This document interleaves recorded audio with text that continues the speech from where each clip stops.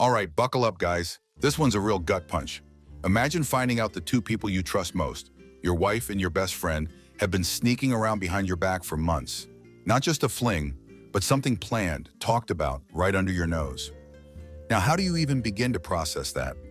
This guy thought he had a solid marriage, a friendship built over years, but tonight, he learned the truth.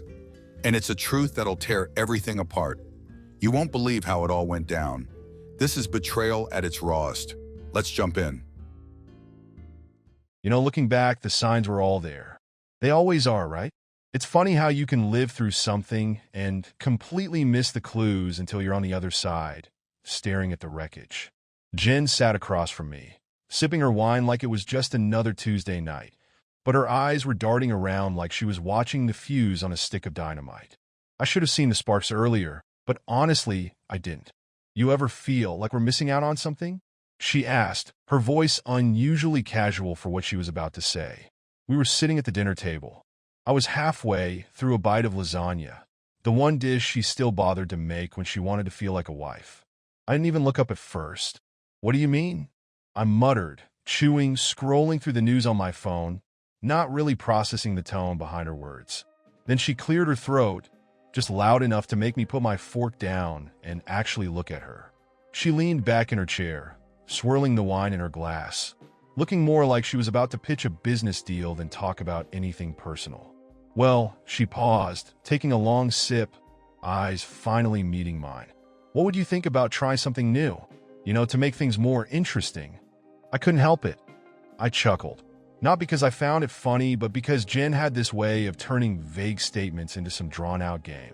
I thought she was leading up to something boring, like maybe she wanted to redo the kitchen or take a spontaneous vacation to Cabo. Yeah? And what's this exciting something? I asked, wiping my mouth, already half checking out again. But then she said it. How would you feel about swinging? I felt the words land like a punch in the gut. My hand froze halfway to my glass of water. I blinked, trying to figure out if she was joking, but her face stayed dead serious. There wasn't even a hint of hesitation. I put the glass down, the water untouched. What? Swinging. Like, inviting other people into our bedroom. Her tone was soft, like she was offering me a piece of dessert I hadn't asked for. Now I was all in. I pushed the plate away and stared at her, trying to read between the lines. It wasn't the suggestion itself. It was the way she said it, like this was something she'd already thought through. Something that wasn't a spontaneous idea. Where the hell is this coming from? I asked, my voice sharper than I intended. She flinched but quickly recovered, brushing a strand of hair behind her ear and leaning forward. Look, we've been together for a long time, she said, choosing her words carefully. I just think we're at a point where we could explore new things. We're not boring, but why not a little extra? A little fun? I stared at her, waiting for the punchline, but it didn't come. Instead, I got that same tight-lipped smile she gave when she knew she had the upper hand in a conversation. I had no words. My mind was spinning, and the more I thought about it, the more uncomfortable it became.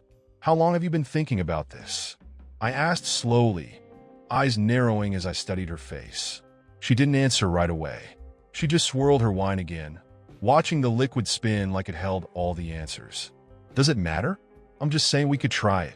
See where it goes. Try it? Just like that. I couldn't keep the sarcasm out of my voice. Like this is something normal couples bring up after lasagna? That's when she put the glass down and leaned in, her voice dropping to a near whisper. It's not like we'd be jumping in with strangers or anything. Something about the way she said that hit wrong. My chest tightened. What do you mean? Not with strangers? Her eyes flickered, just for a second, but it was enough. Jen, I pressed, my voice cold now. What the hell do you mean? She sighed a long, dramatic exhale like I was the one overreacting. I've already talked to someone about trying this. It's not a big deal, Jake. I went silent. My mind started racing, piecing together fragments of all the weirdness from the past few months. The late-night girls' nights that didn't make sense. The sudden change in her attitude, like she was distant but almost too confident at the same time. The extra effort she put into her appearance on weekends when I wasn't around. I leaned forward, both hands on the table now. Who? I asked, teeth clenched. Her lips parted, and I saw the hesitation for the first time that night. That tiny flicker of guilt she couldn't quite hide. "It's not what you think, Jake," she started, but her voice was shaky. "Kyle and Sarah." I stood up so fast my chair nearly fell over. "Kyle? My best friend Kyle?" The words came out louder than I intended, my hands gripping the edge of the table. My mind was on fire. Kyle, my best friend since college. We'd been through everything together. How long had he been part of this? What the hell had he been doing behind my back? "It's not like that," she said quickly, her voice rising with mine. "It was just an idea we talked about. No one's done anything yet. There it was." The word hung between us, heavier than anything else she'd said that night. She had already crossed the line in her head. This wasn't just some abstract concept she was curious about. This was something she'd already plotted out, maybe even acted on. And Kyle? How long had he been part of this twisted scheme? "You've talked to him about this?" My voice was low now, almost a growl. I felt the heat rising in my chest, that familiar feeling of betrayal I hadn't even fully processed yet. My hands started to shake. "It's not what you think," she started, but I cut her off, slamming my fist on the table, the plates rattling from the impact. "How long, Jen?" She stared at me, her face going pale. "Jake, please. Just listen. How long have you been planning this with my best friend?" I hissed, every word dripping with disbelief. The silence that followed felt suffocating. She didn't answer right away. She just sat there, staring down at the table, biting her lip. It was only then that I realized, whatever the hell she was about to admit, it was already too late to come back from this. There was something in the way Jen looked at the table that made my stomach churn, like she was trying to figure out how much she could say without detonating the whole thing. But the thing was, this bomb was already ticking. I needed answers. I leaned in closer, my voice barely more than a growl. "How long?" Her shoulders tensed, and for a second, I thought she might lie. She'd been lying by omission for who knows how long. So why not now? But then, she finally met my eyes. "A few months," she whispered, her voice barely audible. The words hung in the air, and everything inside me froze. My mind scrambled to grasp what she was saying. Months. That wasn't just a spur-of-the-moment conversation over drinks. That wasn't an innocent idea that had come up once and quickly dismissed. This was premeditated, calculated. "You've been planning this for months?" I said, my voice shaking with disbelief. "Talking about sleeping with other people, no, with my best friend, behind my back for months?" "It wasn't like that," she snapped, her calm facade cracking for the first time. "It's not what you think, Jake. We didn't." I slammed my fist on the table again, louder this time, the sound echoing in the room. "What did you do, Jen? Because right now, I can't think of anything that doesn't make me want to walk out that door." She flinched, her lips trembling as she tried to find the right words. But there weren't any right words, not for this. I wasn't even sure what I was asking at this point. How many details could I take before I broke? "Okay, yes, we talked," she said finally, throwing her hands up. "We've been talking about it for a while. But it wasn't supposed to be like this. It was just conversations. Fantasies. Nothing more." I couldn't help the laugh that escaped me, bitter and hollow. "Fantasies? That's what you call it? Fantasizing about screwing my best friend while you sit across from me at dinner. Acting like everything's fine?" Her face twisted, but there was no apology in her expression. Just irritation, like I was being unreasonable. "You don't get it, Jake. It's not about you.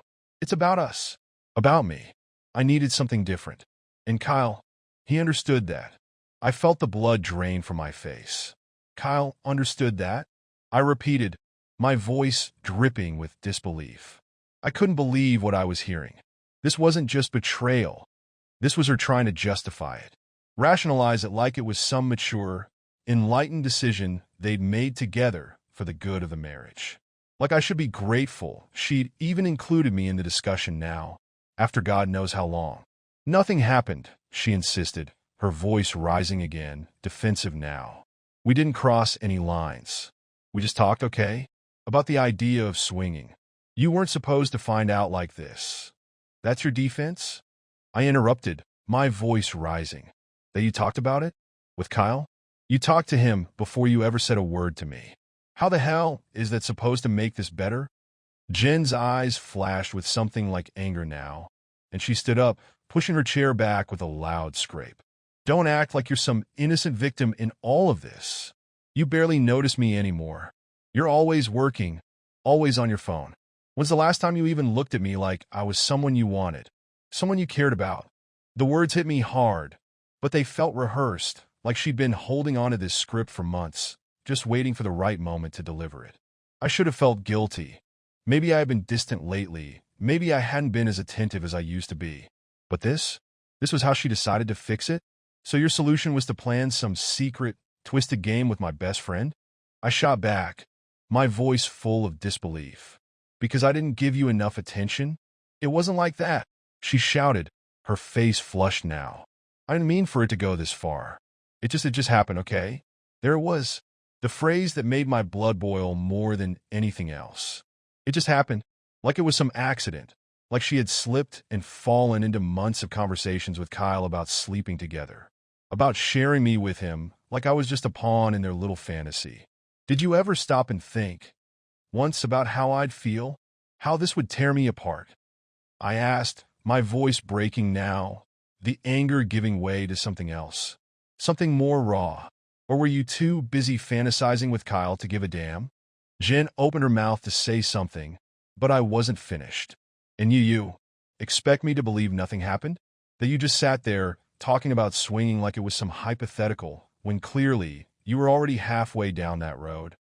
She swallowed hard, her eyes darting around the room, looking anywhere but at me. The guilt was there now, the cracks starting to show in her perfect little defense. I leaned in, my voice low but sharp. Tell me the truth, Jen. Did you sleep with him? For the first time, she didn't answer right away.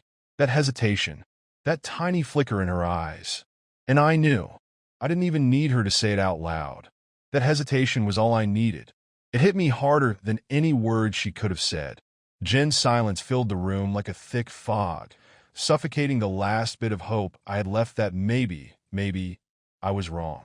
I watched her, every second dragging out like an eternity, waiting for her to say something that could save us, something that could make this nightmare make sense.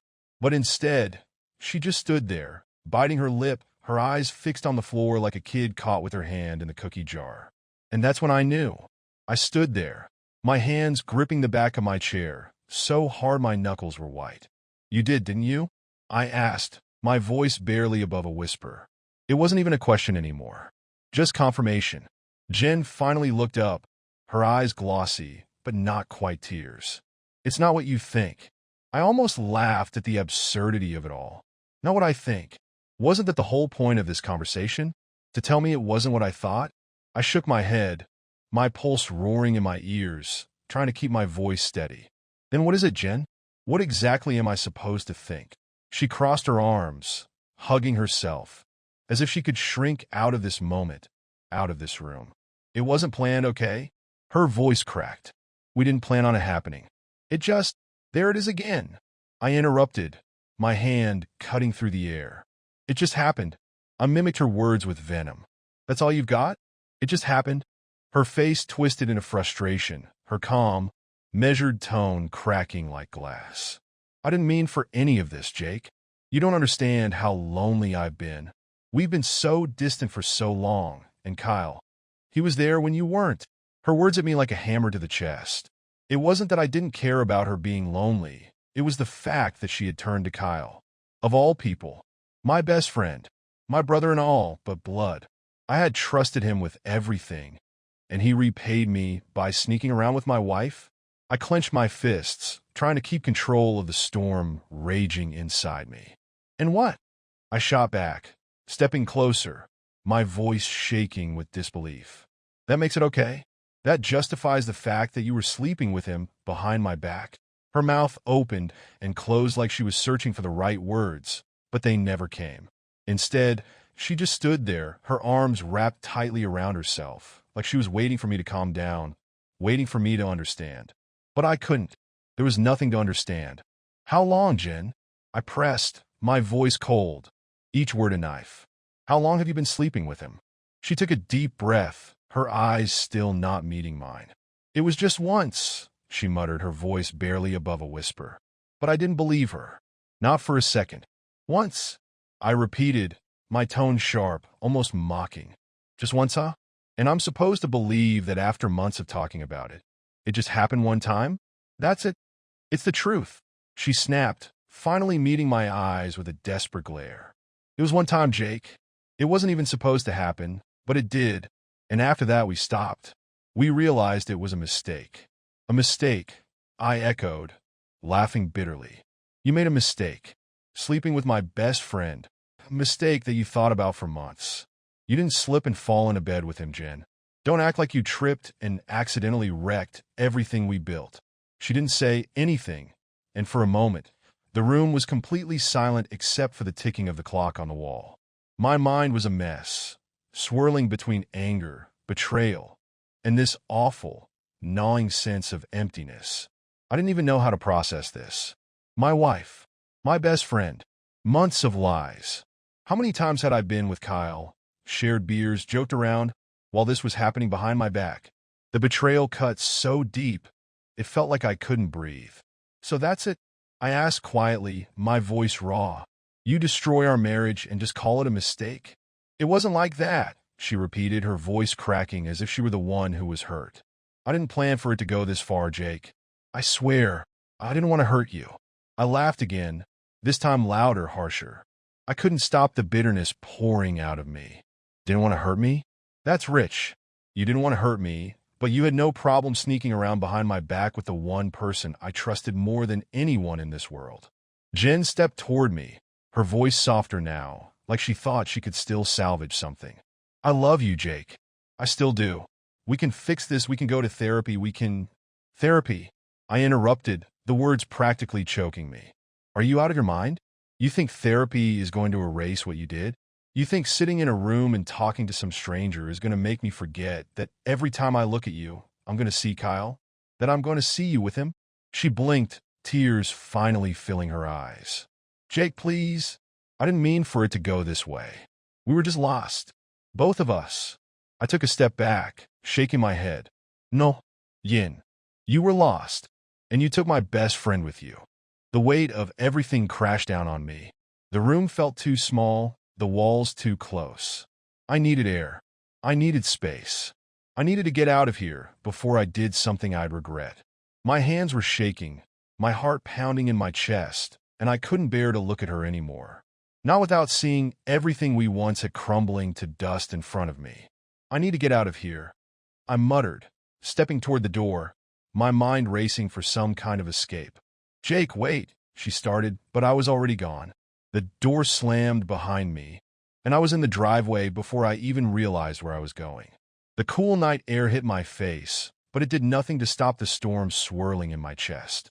My world had just been torn apart by the two people I trusted the most. I stood there, staring at my car, my mind racing, every part of me boiling over with anger and heartbreak. There was nothing left to say, nothing that could fix what had been shattered. I was on the verge of losing everything. My marriage, my friendship, my life as I knew it. And the worst part? I didn't even know where to go from here. I don't know how long I stood outside, breathing in the cold air like it could wash away everything I'd just heard. The night was quiet, eerily quiet, like the world was pausing, holding its breath with me. But nothing could drown out the chaos spinning inside me. I felt sick, like my entire body was rejecting the reality of what I had just learned. My wife, my best friend, months of betrayal, and I had been too blind, too trusting, to see any of it. I had no idea what to do next. I couldn't think. My hands shook as I fumbled for my phone, instinctively scrolling through my contacts until Kyle's name came up. His name sat there, staring back at me like it had 1,000 times before. But this time it felt foreign wrong. Every memory I had of him was tainted now, poisoned by the knowledge of what he'd done. I nearly hit the call button. Nearly. I wanted to hear him admit it. Hear him stumble over excuses the same way Jen had. But what would that do? What could he possibly say that would make any of this better? There wasn't a single word in the universe that could take back what he'd done. And I realized in that moment I didn't want to hear his voice. Not ever again. Instead, I closed my phone and shoved it into my pocket. I stood there for a long time, staring up at the sky, my breath forming clouds in the cold air, trying to gather whatever fragments of sanity I had left. It wasn't working. Everything felt broken, twisted in ways I couldn't unravel. I didn't want to go back inside. I didn't want to see Jen again. But where else could I go? I couldn't just stand out there forever, and I wasn't ready to face the world. It felt like every part of my life was collapsing in on itself, and no matter which way I turned, I couldn't escape. So I walked back inside. The house felt different now, cold and hollow, like all the warmth had been sucked out the moment I learned the truth. Jen was still sitting at the dining table, staring blankly at the spot where I had been standing earlier. When she heard me come in, she looked up, her face streaked with tears, but I couldn't bring myself to care. Not anymore. We stood there in silence for what felt like an eternity. I could feel her waiting for me to say something, to make a decision. But what was I supposed to do? What do you do when the life you thought you knew crumbles in your hands? You didn't even think about how this would destroy me, I said quietly, breaking the silence. My voice felt foreign in my throat, almost like I wasn't the one speaking. You didn't even think about what it would do to us. Her lip trembled as she stood up, taking a hesitant step toward me. Jake, I swear, I didn't want it to happen like this. I was going to tell you. We were going to come clean, but I just didn't know how. Come clean? I repeated, my voice rising again, anger bubbling to the surface. When? After the next time? After you two got your story straight? Or were you planning to keep me in the dark until I found out on my own? There wasn't going to be a next time, she said quickly, stepping closer. It was one mistake, Jake. One. And we regretted it the second it happened. That's why we stopped talking about swinging. That's why I didn't bring it up again until tonight. I scoffed, stepping back as she reached out for me. You didn't bring it up again because you knew what you'd done. You knew you'd crossed a line that you couldn't come back from, so you just buried it. Kept it hidden, hoping I'd never find out. She didn't deny it. Of course she didn't. I made a mistake, she said softly, her voice thick with tears. I know that. I'm not asking you to forgive me right away. But please, Jake, don't throw away what we have because of one terrible mistake. I laughed bitterly, shaking my head. What we had, Jen, what we had died the second you chose Kyle over me. Her face crumpled, and for a second, I almost felt sorry for her. Almost. But then I remembered the months of lies. The way she had looked me in the eye every day, pretending everything was fine, while she had already destroyed the foundation of our marriage. She wasn't crying because she regretted it. She was crying because she had been caught. Do you even understand what you've done? I asked, my voice low but sharp. Do you even get what this means? She stepped closer again, her hands shaking now as she reached for mine. We can fix this, Jake. I know we can. I love you. I do. I never stopped loving you. Please, don't let this be the end. We can rebuild. We can go to counseling. I pulled away from her grasp, taking another step back. The idea of her touching me made my skin crawl. I couldn't even look at her the same way anymore. Every part of her felt tainted, like the woman I had married was gone, replaced by someone I didn't recognize. You say you love me, I said, my voice steady. But love doesn't do what you did. Love doesn't turn to your husband's best friend when things get rough. You could have talked to me, Jen. You could have fought for us. But instead, you gave up. You didn't just cheat on me. You betrayed me in the worst way possible. And you want me to sit here and believe that one conversation with a therapist is going to magically fix this? She didn't respond. She just stood there, tears streaming down her face, waiting for me to give her some kind of sign that this could still be saved. But there was nothing left to save. I had given her everything. I had trusted her completely, and she had destroyed it. You said you made a mistake, I said, taking a deep breath. But I didn't make a mistake, Jen. I was faithful. I trusted you. I gave you everything. And what did you give me in return? Lies. Betrayal. A marriage built on sand. She opened her mouth to speak, but I cut her off, my voice cold as steel. You want to fix this? Fine, but I need to hear you say it. Her eyes widened, confusion flashing across her face. Say what? I need to hear you admit it. I need to hear you say that you slept with Kyle.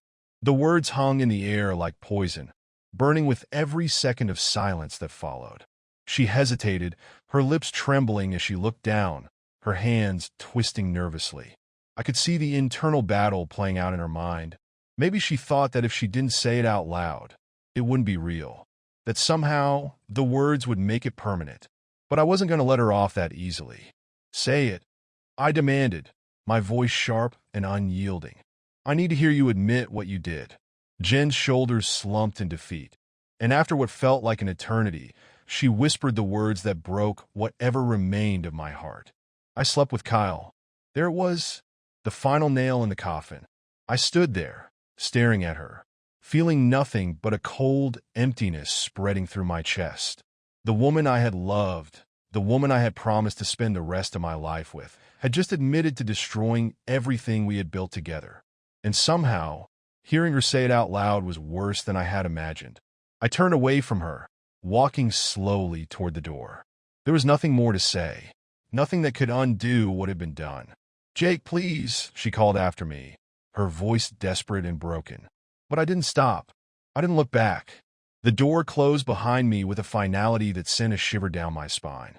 And I knew this was the end. I got in the car, slammed the door, and just sat there gripping the steering wheel, staring out at nothing. My mind was a storm. One minute I was filled with a rage, so hot it felt like I could drive straight into a brick wall, just to stop feeling. And the next, all I wanted to do was scream. But instead, I sat there paralyzed, silent, trying to wrap my head around the fact that my wife had slept with Kyle, the one person I would have bet my life on. I don't know how long I sat there, but eventually my phone buzzed in my pocket, jerking me back to reality. I pulled it out and saw Kyle's name lighting up the screen. "Mike, are you sure you have control over your company's finances?" Dan, our couples therapist, asked me during our third session. His question came out of nowhere, and something inside me immediately tensed up. It felt off. Then it hit me. Why is the therapist asking about my money? I glanced over at Sarah. She was sitting right next to me, and she nodded as if the question had been hers, not his. Something about that made me uneasy. "Yeah, how's work going? You mentioned there were some issues." Sarah chimed in with an unusual amount of interest. She almost never asked about my job, and now suddenly she was part of this conversation? It didn't make sense. "Yeah, everything's fine," I replied, trying to sound confident. "I've got things under control." But inside, something was already gnawing at me. Why is Dan, our couples therapist, so interested in my finances? This was supposed to be about fixing our relationship, not digging into my business. I glanced back at Dan. He sat there, as calm as ever, but his eyes, there was something in the way he was looking at me, almost like he knew something I didn't. This feeling had first surfaced months ago. Sarah had started acting different, distant. She was avoiding me, coming home later and later. I brushed it off as stress or work, but as the weeks went by, the distance between us only grew, and our conversations became practically non-existent. When she suggested couples therapy, I was relieved. I thought it would be our chance to fix things. We've been together 12 years. We've got 2 kids. I wanted to believe this was just a rough patch we could work through. I was certain that, with a professional's help, we could rebuild what had started to break between us. But something about the sessions never felt right. Dan seemed like a good therapist, confident, composed, but it felt like he was too invested. At first, the sessions seemed normal. We talked about how things changed after having kids, how the routine of daily life was wearing us down. But with every session, the focus kept shifting more toward my work. First, it was about how I handled stress, then how my business was doing. But today, when he asked about my finances, that was the tipping point. Why was our therapist so concerned about my money? And why did Sarah jump on board with his question so easily? After the session, we drove home in silence. Sarah went straight to the bedroom, leaving me alone with these thoughts that wouldn't let me rest. Everything felt wrong. That question, their shared looks, the way they sat together, like they'd known each other for much longer than I'd realized. I couldn't shake the feeling that something was going on, something I wasn't seeing. The next few days were a blur. I couldn't shake the feeling that something was deeply wrong, that I was missing a crucial piece of the puzzle. Sarah was acting the same as always, cold, distant, going through the motions of our routine, but I started seeing her behavior in a new light. Every time I tried to talk about what happened at the last therapy session, she brushed it off, like it didn't matter. "Dan's just doing his job, Mike," she said casually over dinner one night, barely looking up from her plate. "He's trying to understand how stress at work might be affecting our relationship. It's normal." But the way she said it didn't sit right with me. Her voice was too calm, too rehearsed. I'd known Sarah long enough to tell when she was lying, or at least hiding something. And she was definitely hiding something. Meanwhile, Dan's questions about my work and money kept gnawing at me. Why was a therapist so interested in my finances? It wasn't adding up. The more I thought about it, the more paranoid I became. I started replaying every session in my head, trying to piece together what I might have missed. Then, out of nowhere, something clicked. I remembered a few months ago, before we started therapy, Sarah had mentioned an old friend she'd reconnected with, someone she hadn't talked to in years. She didn't give many details at the time, just brushed it off like it was nothing. But now I couldn't stop thinking about it. Could that friend have been Dan? The idea seemed ridiculous at first, but the more I considered it, the more sense it made. The looks they exchanged during the sessions, the way they seemed to be on the same wavelength, the way she always agreed with him without hesitation. It was as if they were in sync in a way that I wasn't. I decided to do something I never thought I'd do. I started checking Sarah's phone. That night, while she was asleep, I grabbed her phone from the nightstand. My heart was pounding in my chest, and I almost convinced myself not to do it. But I couldn't shake the feeling that something was horribly wrong. I knew her passcode. We'd always been open with each other about that kind of stuff, at least until recently, and I unlocked her phone. I started scrolling through her messages, feeling guilty and sick to my stomach. At first, nothing seemed out of the ordinary.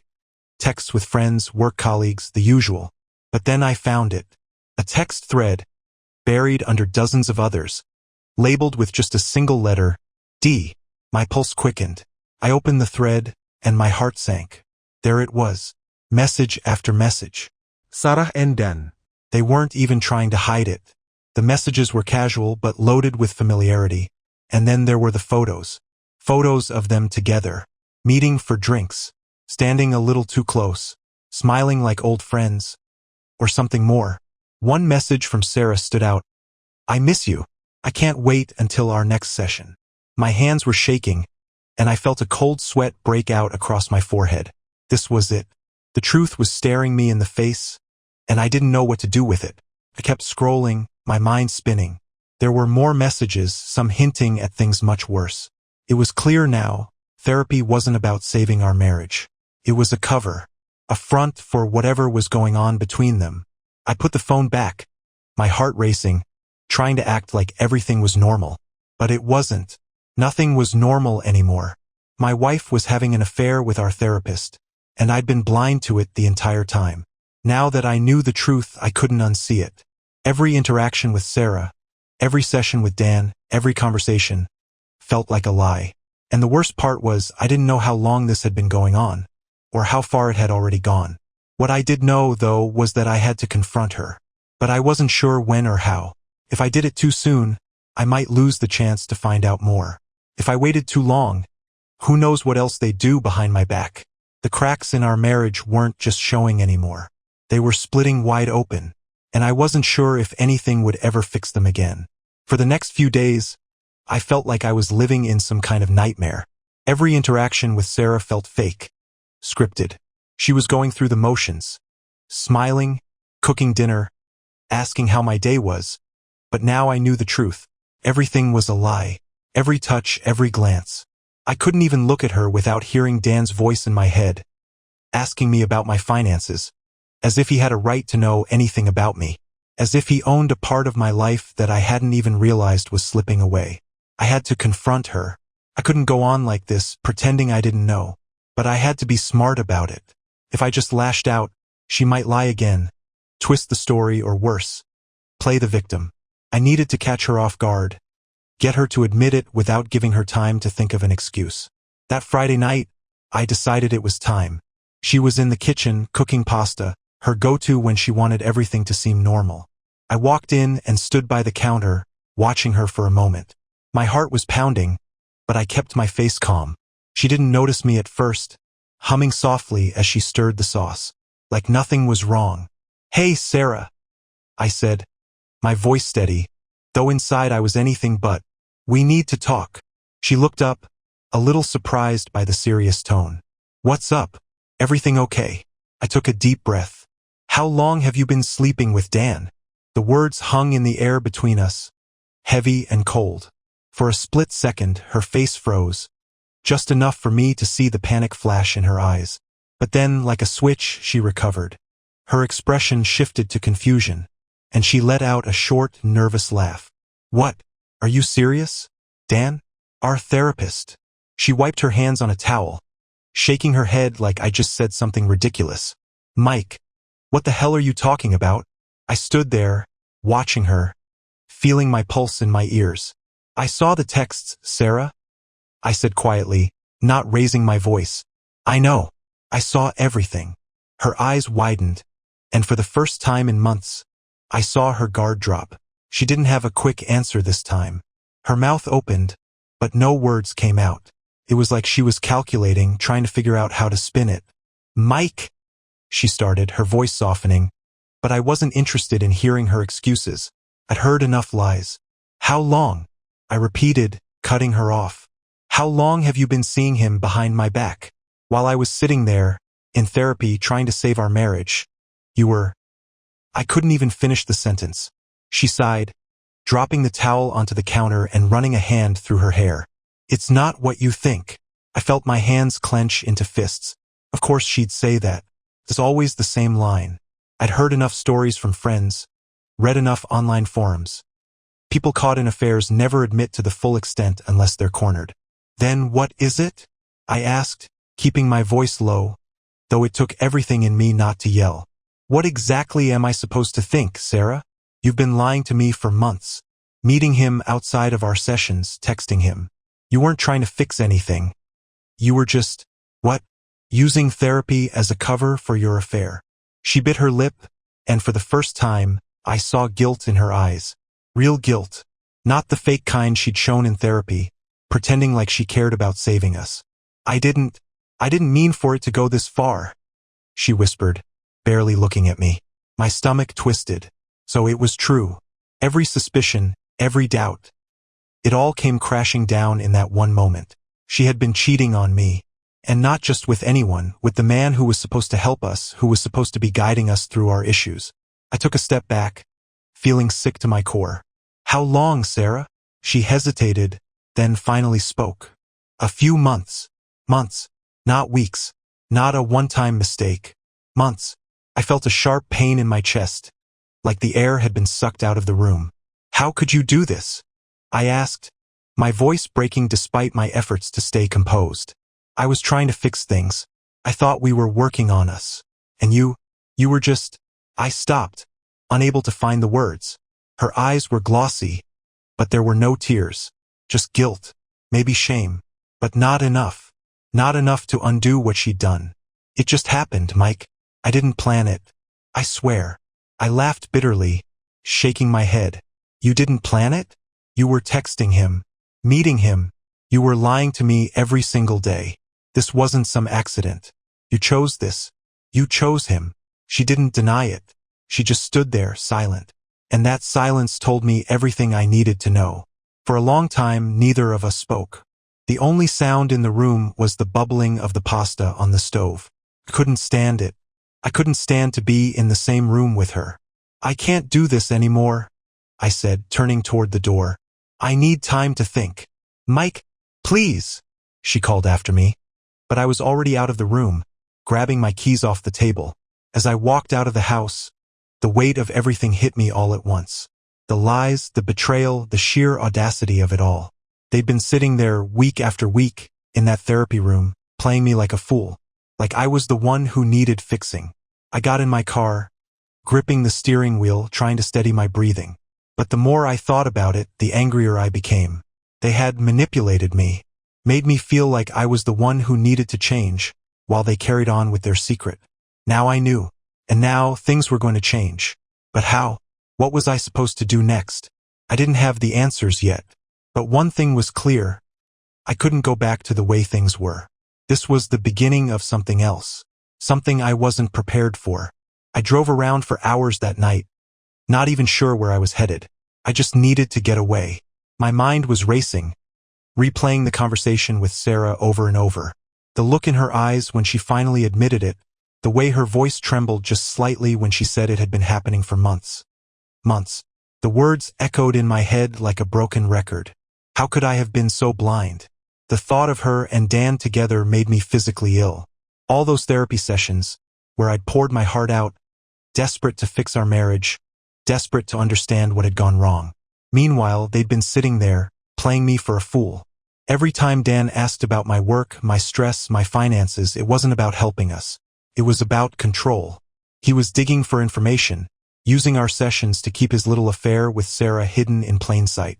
The rage that burned inside me wasn't just about Sarah. It was about Dan, too. He wasn't just some guy she'd met at work or reconnected with. He was the one I'd trusted to help us. Professional.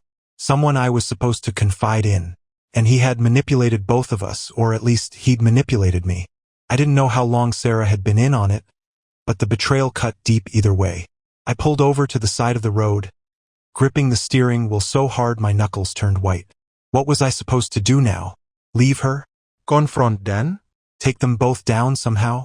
I wanted to scream, but I was too tired to even be angry anymore. Exhaustion washed over me like a wave, and for the first time in hours, I felt the weight of the situation crash down on me. I was lost. Eventually, I pulled my phone out, not even sure who I was going to call. My fingers hovered over my contacts list, scrolling aimlessly, when I stopped on one name, Will, my best friend. We hadn't talked much recently. Life had gotten busy, as it tends to do when you're married with kids. But I knew I could trust him.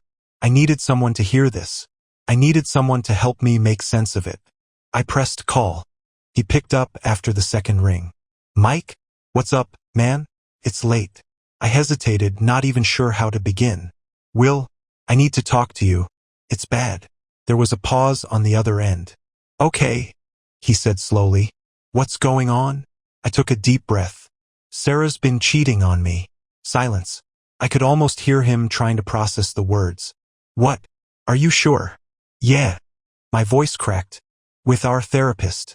It's been going on for months. Will let out a low whistle. Jesus, Mike. I don't even know what to say. Me neither, I muttered. I don't know what to do. I feel like such an idiot. They've been sitting there, right in front of me, and I had no idea. Hold on, Will said, his voice more serious now. So, you're telling me your therapist has been sleeping with Sarah? The guy you've been paying to help fix your marriage? Yeah, I said, swallowing the lump in my throat. That's exactly what I'm saying. There was another pause. That's messed up, man. I'm so sorry. Can't believe. How long have you known? I found out tonight. I looked at her phone. There were texts, photos. It's all there. My voice was barely more than a whisper. God, Will muttered. Mike, I don't even know what to say. Do you want to come over? I'll crack open a bottle of something. We can figure this out. I almost said yes, but I shook my head, even though he couldn't see me. No, not tonight. I need to think. I'm driving around right now trying to clear my head. Okay, Will said softly. But listen, man, you're not alone in this. Whatever you need, time, space, someone to talk to. I'm here. You don't have to deal with this by yourself. I appreciate that, I said, my voice cracking again. I really do. We hung up, and I sat there for a few minutes, staring blankly out the windshield. The streetlights above me blurred into hazy orbs, casting long shadows on the road. Will's words lingered in my mind. You're not alone in this. But that's exactly how I felt. Alone, isolated, betrayed. When I finally made it back home, it was past midnight. The house was dark, and the silence felt suffocating. I walked through the front door as quietly as possible, half expecting to find Sarah waiting up for me, but she wasn't. The only sound was the faint hum of the refrigerator and the creaking of the floorboards under my feet. I found her in our bedroom, lying on her side of the bed, asleep, or at least pretending to be. For a moment, I stood there, watching her. Her face was peaceful, almost innocent, like nothing was wrong.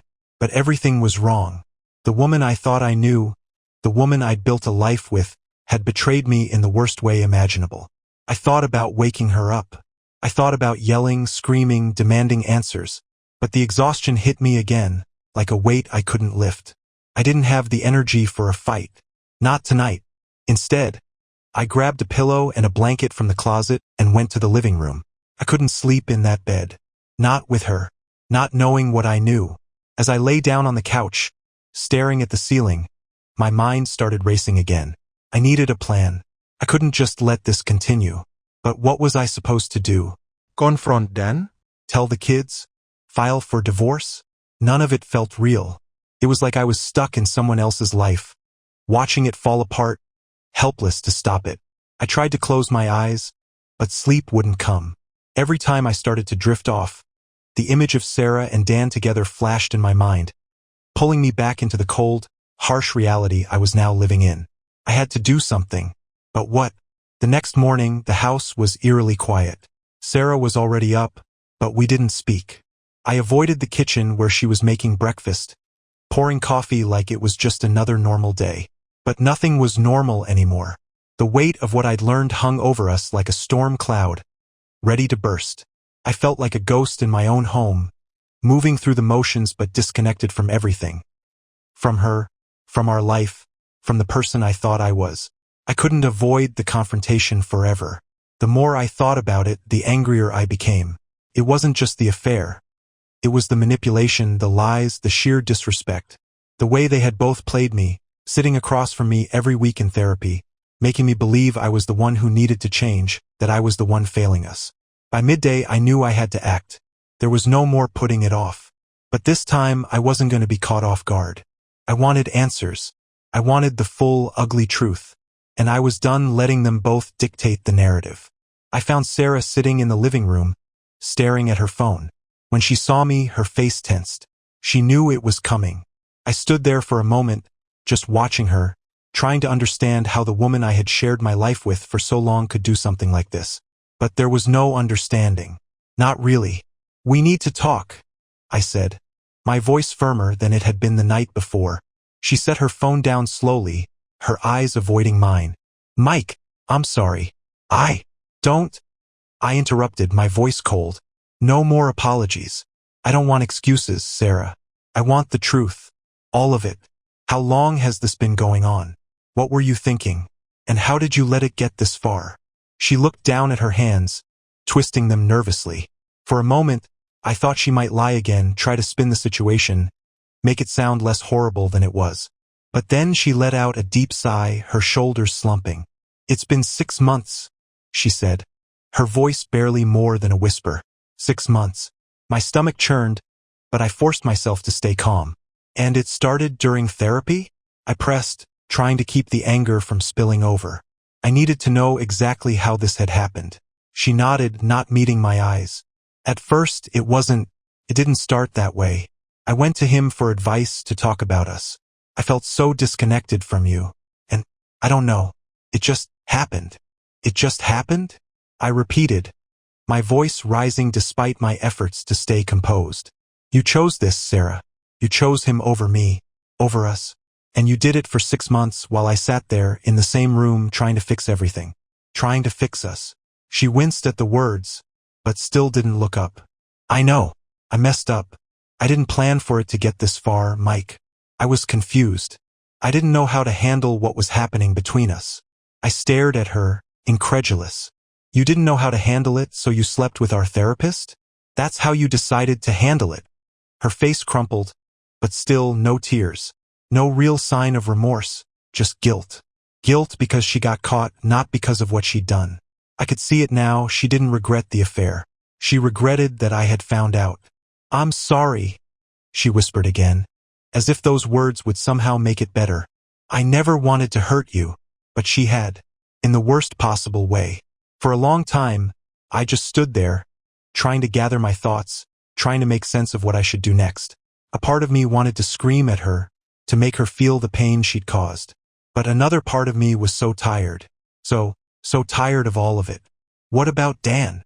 I asked, my voice suddenly calm. Too calm. "Does he love you, Sarah?" Is that what you want? To be with him? She finally looked up at me, her eyes wide with surprise. No, I don't know. It's not like that. I laughed bitterly.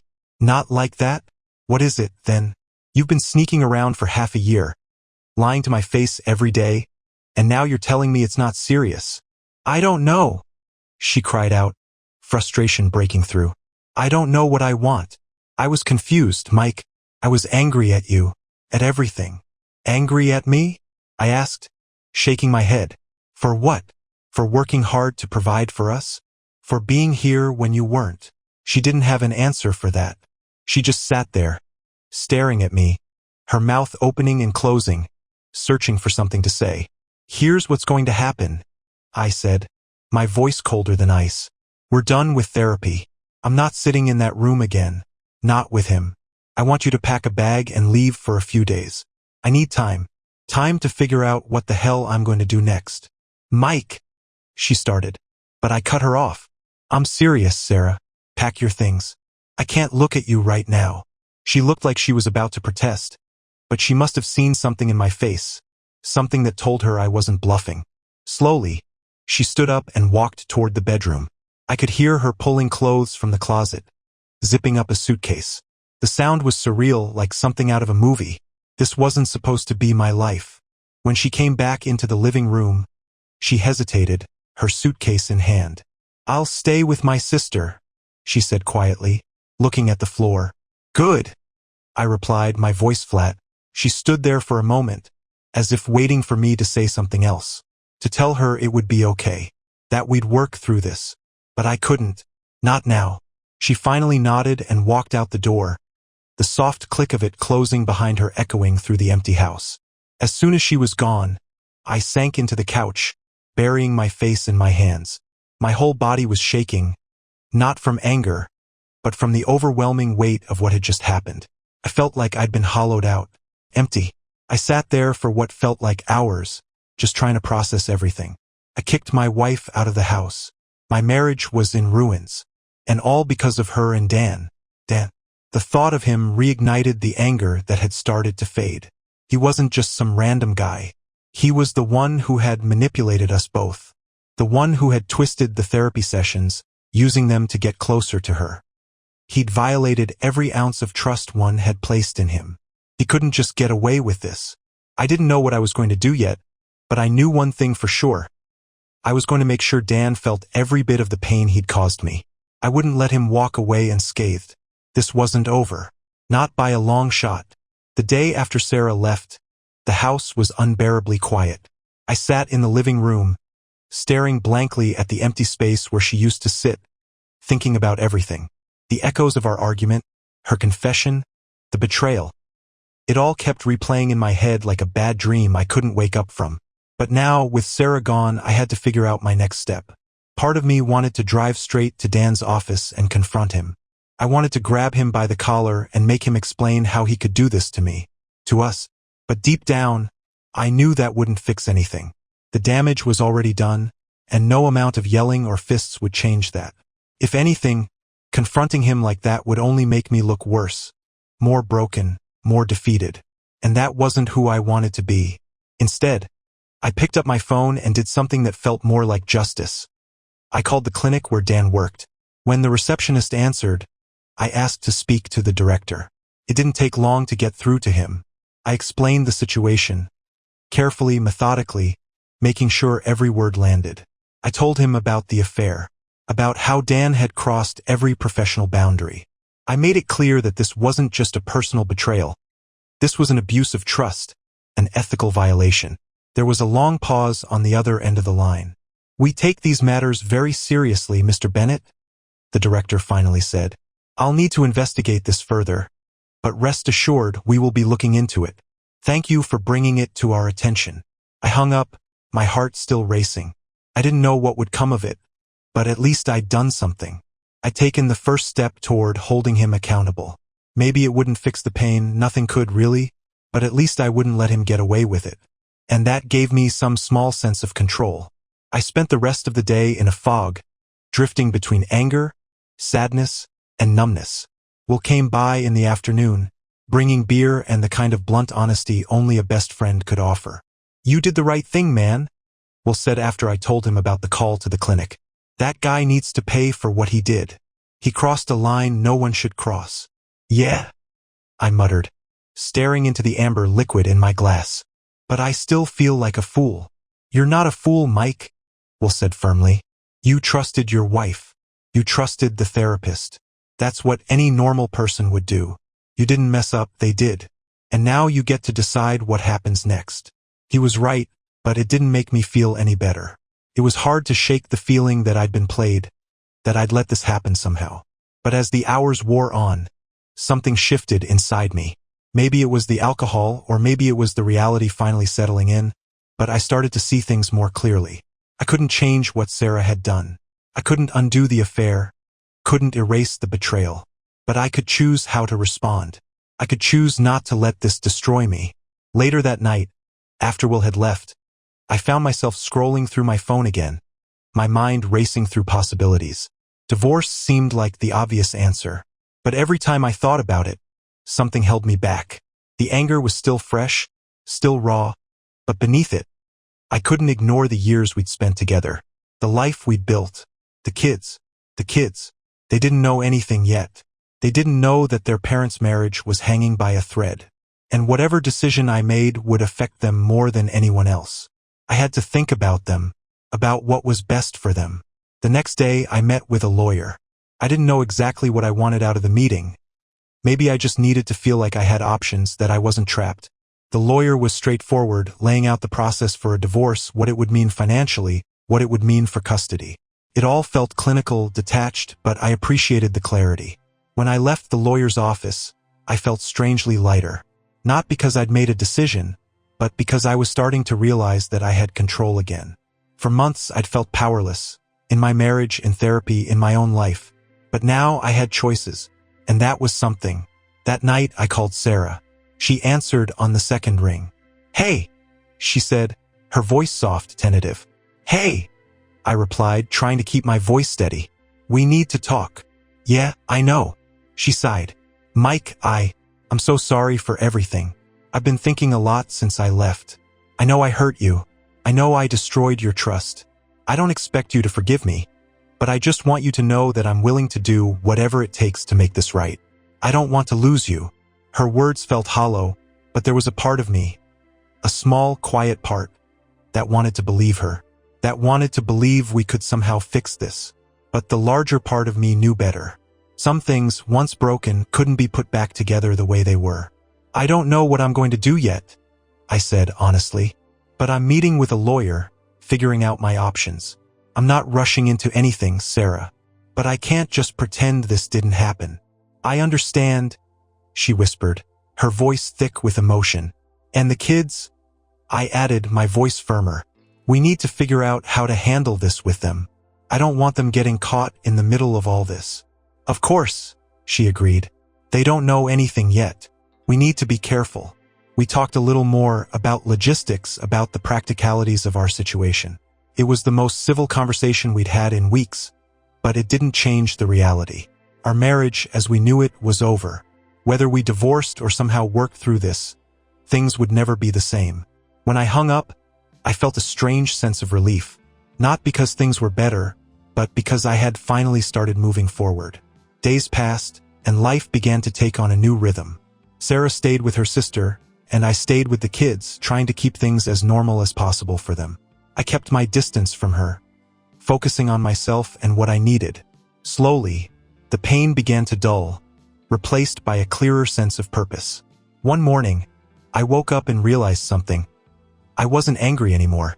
I wasn't consumed by the betrayal, by thoughts of revenge or confrontation. I was just ready to move on, whatever that meant. I didn't know if that would mean divorce, reconciliation, or something in between. But I knew one thing for sure. I wasn't going to let this define me. I wasn't going to let what Dan and Sarah did destroy my life. Maybe that was the biggest victory of all. In the end, I chose to live for myself and for my kids, to rebuild my life, not as a victim of their betrayal, but as someone who had survived it. And that, I realized, was enough. "You know that's not your kid, right?" Jane's voice cut through the quiet like she was telling me the weather. We had just finished dinner, the kids were asleep, and she dropped that bomb like it was nothing more than casual conversation. I froze. I was sitting at the kitchen table, still holding my wine glass, and for a second, I thought I had misheard her. She kept chopping tomatoes, not even looking at me, as if the sentence she just threw out didn't matter. I blinked, my heart racing, the world suddenly feeling like it shifted sideways. "What did you just say?" I asked, my voice barely steady, but something deep inside me already started unraveling. Maybe it was the calm way she said it that threw me off. How could anyone say something like that so casually, as if she had just asked me to take out the trash? "Liam," she said without so much as glancing my way, her focus entirely on the cutting board in front of her. "Our son, Liam. He's 5. He's always looked a lot like Jane, which I used to joke about, saying he only got my love for pajamas." I stood up, but I couldn't feel my legs. It was like I was floating, caught in some surreal nightmare where nothing made sense. The room seemed to shrink, and suddenly the walls felt too close, the air too thick. She just kept chopping those damn tomatoes, like what she'd said was nothing. "What did you just say?" I asked again, this time louder, hoping, praying she'd tell me it was a joke. She had to be messing with me. Jane's sense of humor had always been twisted, so maybe this was just some sick prank. She finally looked at me, eyes cold, detached, like I was too stupid to grasp the obvious. "You didn't seriously think he was yours, did you?" That look, that smug look, it broke something in me. All the tension, all the quiet doubts I'd ever had came crashing down. I took a step closer, not caring anymore if my voice cracked or my hands were shaking. Couldn't hold it in. "How long have you been lying to me, Jane? How long?" And then she did something that threw me completely off balance. She dropped the knife, wiped her hands on a towel, and smirked at me. A smirk I'd never seen on her before, full of spite and something darker. 5 years, Danny. 5 damn years. And guess what? I would have kept lying to you if you hadn't started acting like an idiot with all your dumb questions.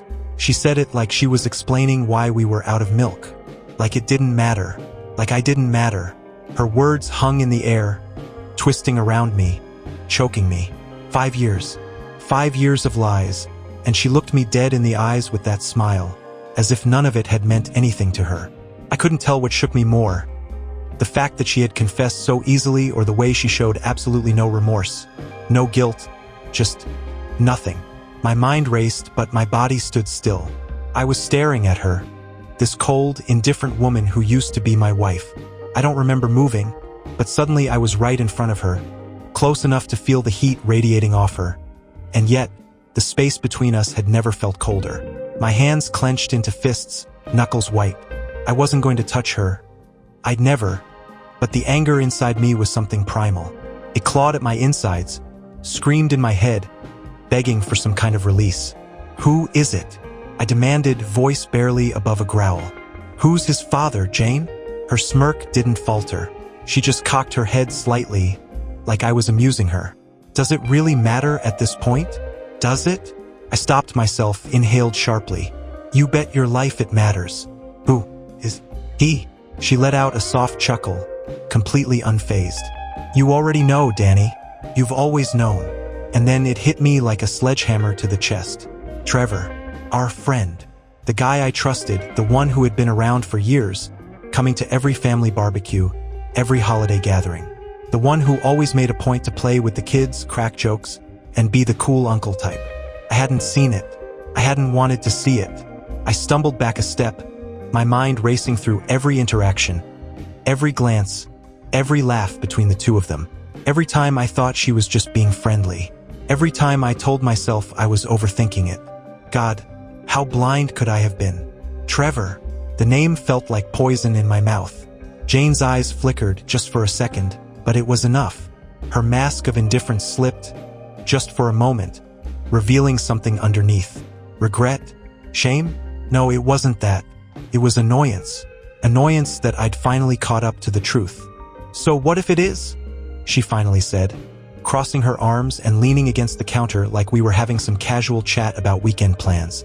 "It doesn't change anything." I laughed. I actually laughed, but it was the kind of laugh you hear before something shatters. "Doesn't change anything?" You've been lying to me for 5 years. 5 years, Jane. That's not just a mistake. That's... I couldn't finish the sentence. My throat tightened up, choking the words. She shrugged, her face completely void of emotion. What did you expect me to do, Danny? Tell you back then? You wouldn't have been able to handle it. Handle it? I felt the blood rush to my face, my fists shaking. Oh, but I can handle 5 years of being made a fool of? 5 years of raising a son that isn't mine? 5 years of you looking me in the eyes, knowing. You were lying to me every day. She sighed, like she was bored. You weren't exactly blameless either, you know? You were always too busy, too distracted, too dull. What was I supposed to do? Just sit here and pretend everything was fine? The audacity in her voice, the way she twisted it around like I was the problem, made my skin crawl. Dull?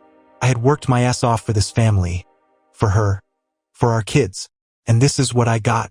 A 5-year betrayal packaged with a smirk? You didn't even love me anymore, Danny, she said, her tone softening, but it wasn't compassion. It was condescension. Don't kid yourself. You were just there, and I needed more. My mind was spinning, trying to hold on to reality while everything I thought I knew was crumbling around me. How could she sit there and justify what she did? As if it was my fault for not being enough? My fault for trusting her? I didn't know if I wanted to scream or cry or both. Then, in that same eerie, casual tone, she said the thing that shattered whatever was left of my sanity. Liam isn't the only one. I blinked, my whole body going numb. What? Elliot. Her eyes didn't flinch, her voice didn't waver. He's Trevor's too. Time stopped. I could hear the blood rushing in my ears, feel my pulse hammering in my chest, but I couldn't process it. Elliot, our second son, our youngest, the one who still called me daddy with that little lisp that melted my heart. He was also not mine. Both of them. I whispered, barely able to get the words out. Jane stood straighter, her gaze hardening, finally showing some emotion. Not regret, not guilt, just cold determination. Yes, both of them, and I was going to tell you eventually, but... well, here we are. Here we are.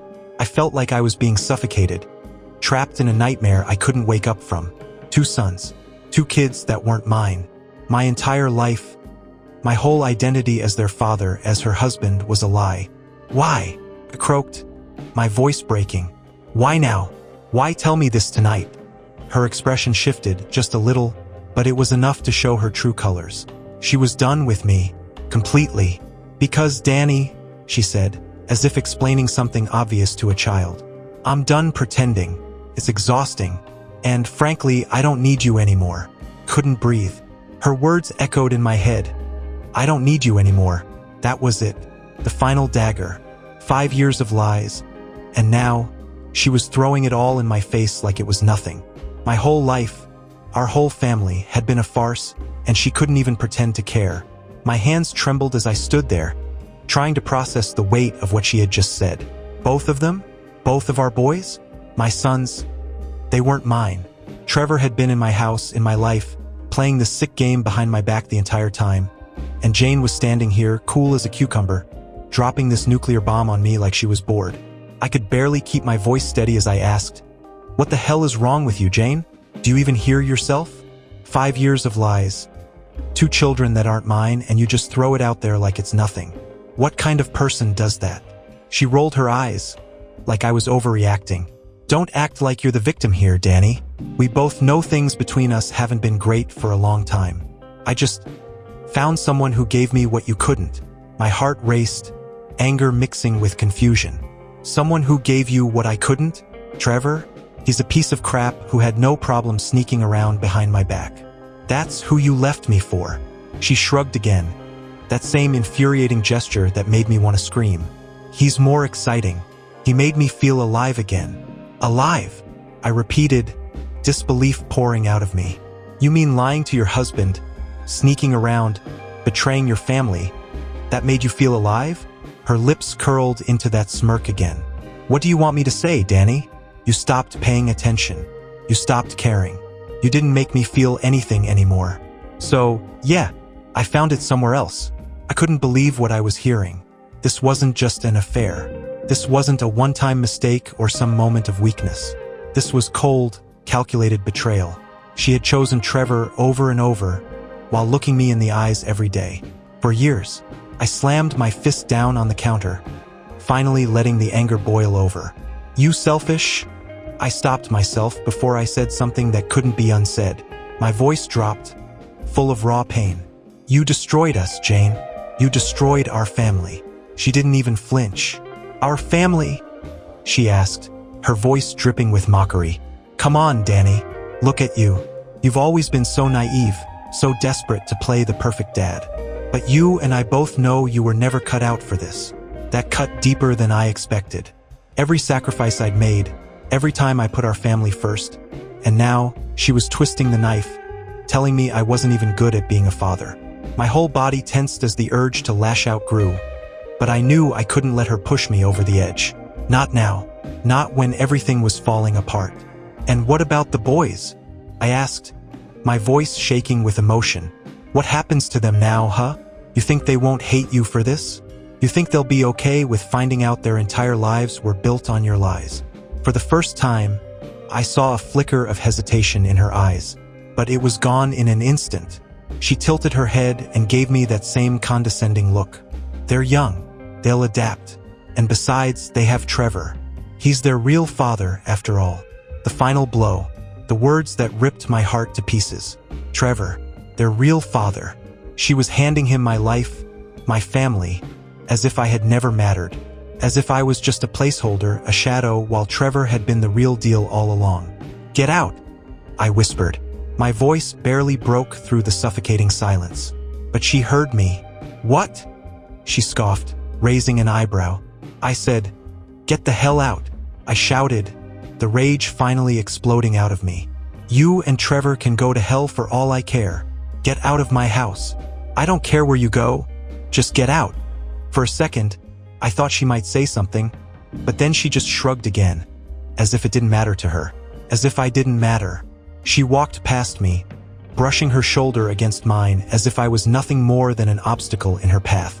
She grabbed her phone off the counter and glanced over her shoulder. "I'll pack my things tomorrow. I'll stay with Trevor tonight." Those words hung in the air, like the last insult she could throw at me before she disappeared. She didn't wait for me to respond. She just walked out of the kitchen, out of my life, without so much as a glance back. And then I was alone. Alone in a house filled with memories that now felt fake. Alone in a life I no longer recognized. I collapsed into the chair, my head in my hands, trying to hold back the tears, trying to keep myself from falling apart completely. How had everything come to this? How had my entire world shattered in a single night? The silence was deafening. The second she left, the whole house felt hollow, like her betrayal had sucked all the warmth out of it. I sat there, frozen, staring at the door she had just walked through, waiting for. What? An apology? A second chance? Something that would tell me this wasn't real, that this was just some sick dream? But nothing came. There was no sound except the ticking of the kitchen clock, and my mind was racing, trying to piece everything together. I glanced at the photos hanging on the walls, memories that now felt like cruel jokes. There we were, smiling at the beach, the boys on their first day of school, me and Jane at our anniversary dinner. All lies, every last one of them. I had spent years building this life, loving those boys, trusting that woman, and in one night, she'd taken a wrecking ball to everything. How do you come back from that? How do you even start to rebuild when the foundation of your entire existence has been ripped out from under you? I grabbed my phone and stared at it for a moment. Who the hell do you call in a situation like this? My thumb hovered over my brother's number. Maybe he'd know what to say, but I didn't press it. What could he even say? Sorry your wife's been lying to you for half a decade and your kids aren't really yours? No, this wasn't something a phone call could fix. I stood up, needing to move, to do something. My feet carried me down the hallway toward the boys' room before I even realized where I was going. The door creaked as I pushed it open. They were fast asleep. Liam curled up with his stuffed dinosaur. Elliot sprawled out like he owned the place. My heart clenched painfully as I stood there, watching them. How was I supposed to look at them the same way now? Every single moment I'd had with them, all the firsts, their first words, First steps, first time riding a bike. None of it was mine. I wasn't their dad. Not biologically, anyway. I was just a guy who had been lied to. A guy who'd played the part without knowing it was all a lie. I leaned against the doorframe, feeling the weight of it all pressed down on me. How do you just stop being a father? How do you turn off that love? Because that's what was killing me the most. Despite everything, despite the lies, I couldn't stop loving them. They were my boys. They might not have been my blood, but I'd been there for every scraped knee, every bedtime story, every time they ran to me because they were scared of the dark. I felt the tears burning at the edges of my eyes, but I swallowed them down. Couldn't break. Not here. Not in front of them. They didn't know. They didn't deserve to lose both parents in one night. As I stood there, my phone buzzed in my pocket. I pulled it out, expecting to see a message from Jane, maybe an apology or some attempt to explain. But no, it was Trevor. The bastard had texted me. I stared at the screen, disbelief and fury mixing in my chest. What the hell did he want? To rub salt in the wound? I opened the message, my hands shaking with rage. Hey Danny, we need to talk.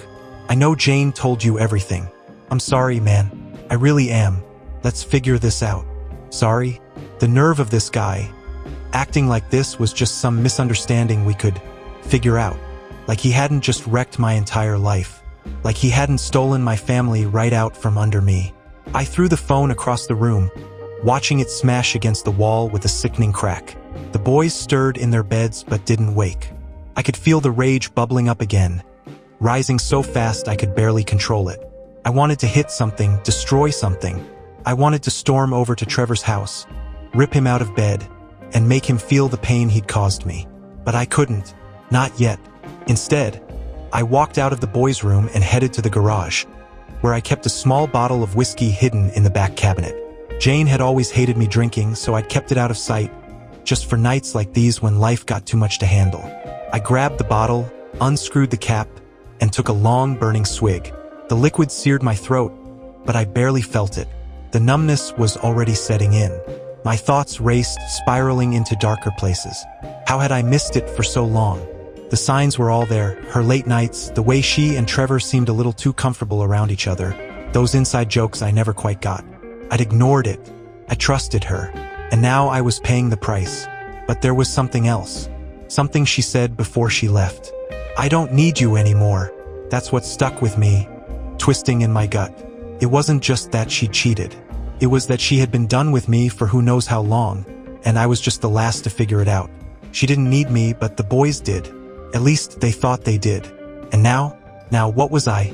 I didn't know how long I sat there, staring at the floor, drinking from the bottle like it could somehow drown out the chaos in my head.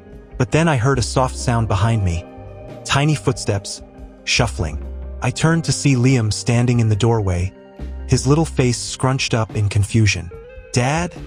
he whispered, rubbing his eyes. "Why are you crying?" I hadn't realized I was. The tears had slipped out, despite my best efforts to hold it all in. I wiped my face quickly, forcing a smile I didn't feel. Just a little sad, buddy. Nothing for you to worry about." He walked over to me, his tiny hand reaching up to pat my shoulder. "Don't be sad, Dad. We're all together, right? That's what matters." The innocence of his words hit me like a punch to the gut. He didn't know. He couldn't know. And for now, that was my only job, to keep his world from crumbling the way mine had. I pulled him close, hugging him tightly, feeling the weight of the lie pressing down on me. For him, I would have to hold it all together, at least for a little while longer. But inside, I was already falling apart. I held Liam close, my heart breaking under the weight of the truth. His little arms wrapped around my neck, trusting and innocent. How could I shatter his world? How could I look him in the eyes and tell him that everything he knew about family, about me, was a lie? I squeezed him tighter, feeling his heartbeat against mine. And for a moment, I let myself forget. Just for a second, I pretended nothing had changed. That I was still his father, that I was still whole. "Go back to bed, buddy," I whispered, my voice cracking. "It's late. You've got school in the morning." Liam pulled back, giving me a sleepy, concerned look. "Are you sure you're okay, Dad?" I forced a smile, one that felt like it was tearing me apart from the inside. "Yeah, I'm okay. Just had a bad day." He nodded, clearly too young to understand, but still, he knew something was off. He always did. "Okay. Good night," he mumbled, yawning, before shuffling back to his room. I watched him go, and as soon as he disappeared around the corner, the weight came crashing back down on me. How long could I keep this up? Pretending everything was normal? Pretending I wasn't drowning in a sea of betrayal? I could barely hold myself together, and now I had to keep it together for them, for both boys who had no idea the world around them had just collapsed. My phone buzzed again, and I winced, knowing it was Trevor. I didn't want to look at it. I couldn't deal with him right now, not after everything. But something inside me snapped. I needed answers. I needed to face him. I needed to understand how he could do this to me, how they could do this to me, and think they could just move on like nothing had happened. I grabbed the phone from where it had landed, screen cracked but still working. Another message from Trevor. "We need to talk face to face. This isn't how I wanted it to go down." "Oh, you didn't want it to go down like this?" My blood boiled. "How did you want it to go down, Trevor? How did you expect me to react when I found out you'd been screwing my wife and raising my kids behind my back?" I stormed out of the garage, not even bothering to grab a jacket. My mind was set. I was going to see him. Tonight. I needed to look him in the eyes and hear him explain himself. I needed to hear him say it, to admit it. The rage that had been simmering beneath the surface was now an inferno, and I wasn't about to sit and stew in it any longer. The night air was cold as I jumped into the car, hands trembling as I gripped the steering wheel. Trevor lived just a few streets over. He had always been close, too close now that I thought about it. But tonight, that closeness was like gasoline on the fire burning in my chest. I sped through the empty streets, heart pounding in my ears. The drive felt like an eternity, even though it was barely 5 minutes. My mind raced with images of the two of them together, laughing behind my back, sharing something I had never been a part of. By the time I pulled up to his house, my hands were shaking with fury. His lights were on. Of course they were. He was waiting for me. I slammed the car door shut and marched up to his front door, my breath visible in the cold air. I didn't knock. I pounded on the door, each thud echoing through the quiet street. My body vibrated with anger, and my knuckles hurt from how hard I was hitting the door. After what felt like an eternity, the door opened, and there he was, Trevor, standing there like nothing had happened, like he hadn't ripped my life apart. His face was serious, like he was expecting this. But there was something in his eyes. Regret, maybe? Guilt? Whatever it was, it wasn't enough. "Danny," he started, his voice low, cautious, like he was speaking to a wild animal. "I know you're angry. I get it, man. But we need to talk." I didn't let him finish. My fist connected with his jaw before I even realized what I was doing. He stumbled back, shock flashing across his face as he hit the ground. "Talk," I growled, standing over him, my fists clenched so tight I thought I might break something. "You think we're going to talk?"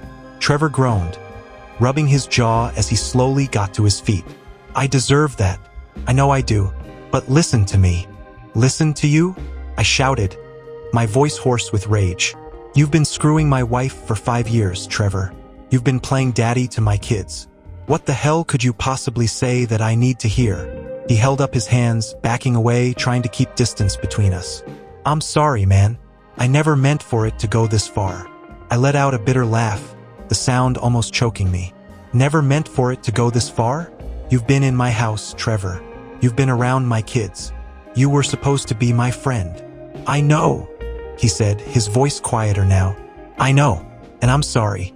But Jane, she came to me." "She?" I stepped forward, my blood boiling hotter. "Don't you dare blame her for this. I don't care who started it. You made the choice. You did this." He didn't argue.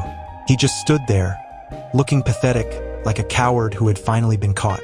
And for the first time, I saw him for who he really was. Not the guy I used to joke around with, not the friend who had always been there. Just a weak man who couldn't own up to what he'd done. "I'm sorry," he repeated, but it sounded hollow now, empty. I stared at him, every muscle in my body tense, my mind racing with all the things I wanted to do, all the ways I wanted to make him feel even a fraction of the pain I was feeling. But standing there, looking at him, I realized something. Hurting him wouldn't fix this. Nothing would. I took a step back, my breath coming in ragged gasps. "You're not worth it." I turned and walked away, leaving him standing there in the doorway. I didn't look back. Couldn't. I got in the car, my hands still shaking, and sat there for a moment, trying to calm the storm raging inside me. But the storm wasn't going anywhere. This wasn't over. Not by a long shot. I drove aimlessly, the streets blurring as I gripped the steering wheel so tight my knuckles turned white. Couldn't go home. Not yet. Not with this storm of anger still roaring inside me. Jane was probably at Trevor's by now, and the thought of them together, her walking into his house, slipping into his bed like it was no big deal, made me feel like I was about to explode all over again. I pulled over into an empty parking lot and slammed my fist into the dashboard, the pain shooting up my arm but doing nothing to dull the fury inside me. My mind was a mess, spiraling into dark places, imagining all the ways I could get back at them, all the ways I could destroy what they had built out of the wreckage of my life. But what good would it do? I could beat Trevor to a pulp, and it wouldn't change the fact that my kids weren't mine. I could burn Jane's things, toss them out on the lawn, and it still wouldn't make her love me again. Everything I thought I had was gone, shattered, and no amount of revenge was going to put it back together. I sat there, breathing hard, the cold night air seeping into the car as I tried to calm myself down. I had to think. I had to figure out my next move. But every time I tried to focus, the anger bubbled back up, dragging me down into the same pit of rage. That's when my phone buzzed again. I ignored it at first, thinking it was Trevor or Jane trying to get in my head. But then it buzzed again, and again. Reluctantly, I picked it up, swiping at the cracked screen. It wasn't Trevor. It wasn't Jane. It was a text from her, the woman I never expected to hear from again. Megan, Jane's sister, the one I hadn't spoken to in over a year, the one who had warned me about Jane back when things first started getting weird, the one I hadn't believed. The text was short, but it sent a chill down my spine. "I know everything. Call me." I stared at the message, my mind spinning. What the hell did that mean? What did Megan know? Why was she reaching out now after all this time? The last time we'd spoken, she told me to keep an eye on Jane, said she wasn't acting like herself, said there were things I didn't know. I'd brushed it off back then, thinking she was just being dramatic as usual. But now I wasn't so sure. I called her. My hand was shaking as I held the phone to my ear, the ringing feeling like a countdown to something I wasn't ready for. She picked up on the first ring. "Danny." Her voice was low, cautious, but there was something else there, something darker. "Megan," I breathed, still trying to process why she was texting me at all. What the hell is going on? She was quiet for a second, and in that pause, my heart started to race all over again. "I didn't want to get involved in this, Danny," she said finally, her tone heavy with something that sounded a lot like guilt. "But you need to know the truth." My skin prickled.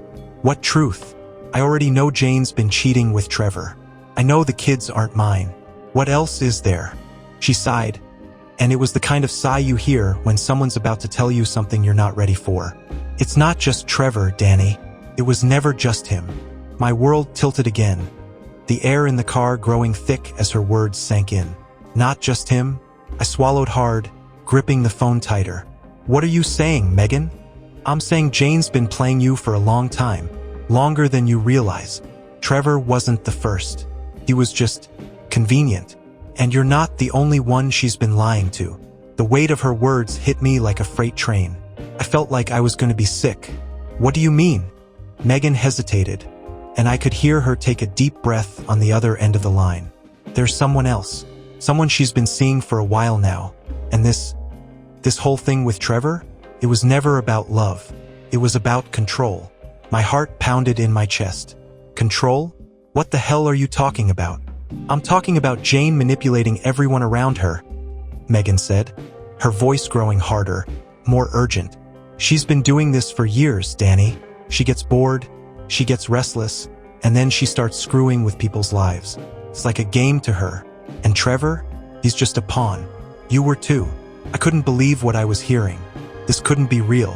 It was too insane, too twisted. "Why are you telling me this now, Megan?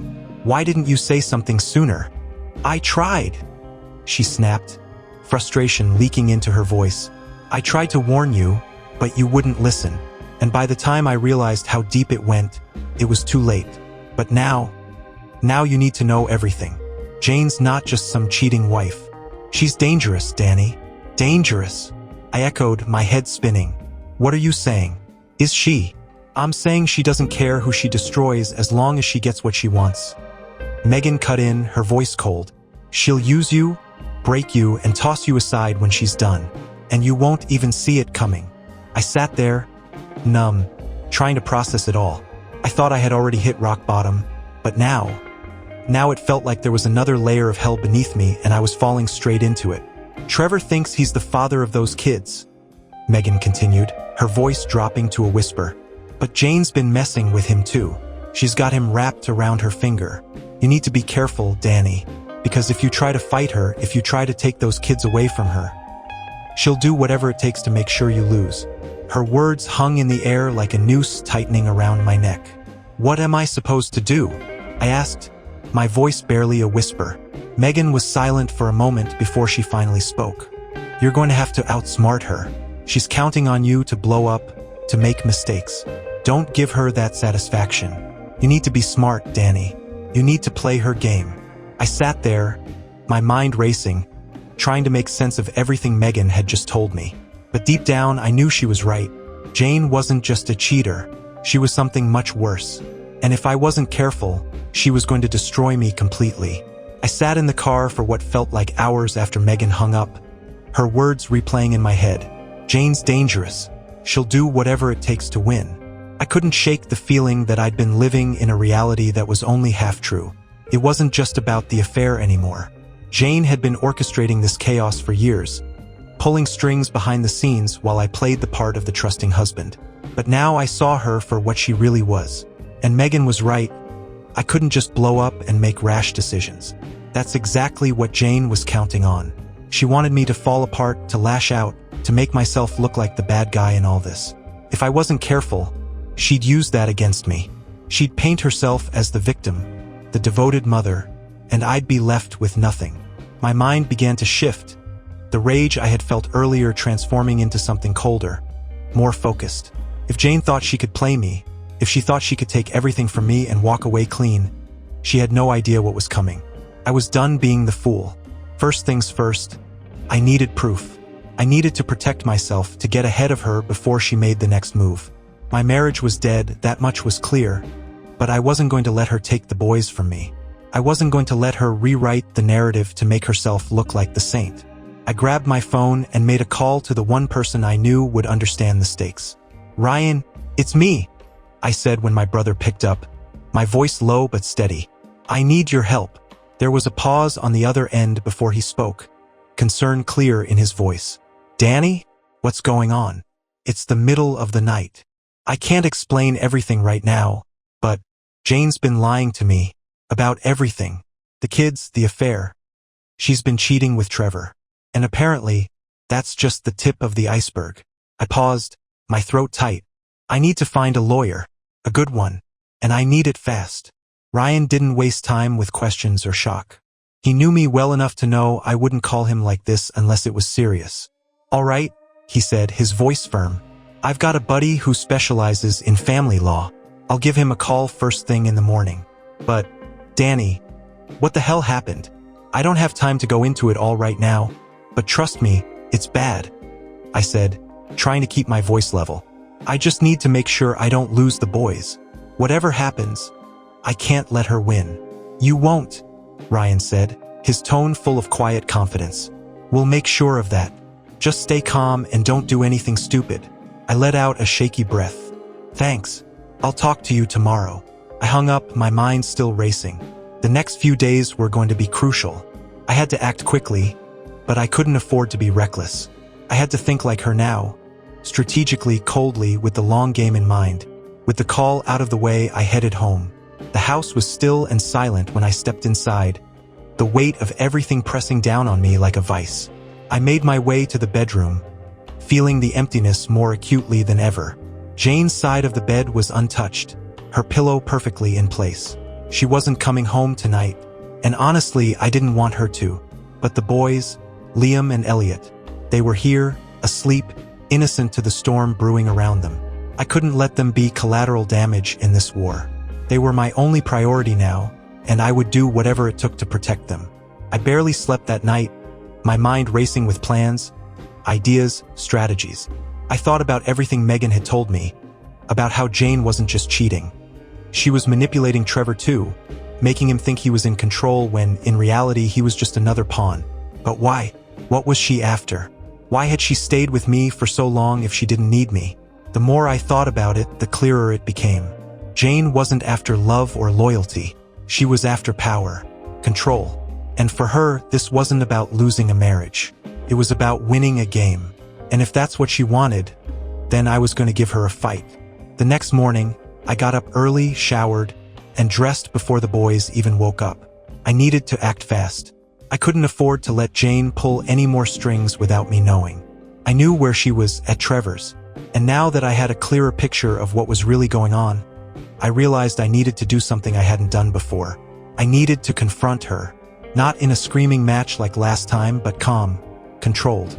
I needed to see how far she was willing to go. And more importantly, I needed to catch her off guard. I dropped the boys off at school and headed straight to Trevor's house. My hands were steady, my mind sharp as I pulled into the driveway. I wasn't angry anymore. I wasn't shaking with rage or ready to hit someone. I was focused.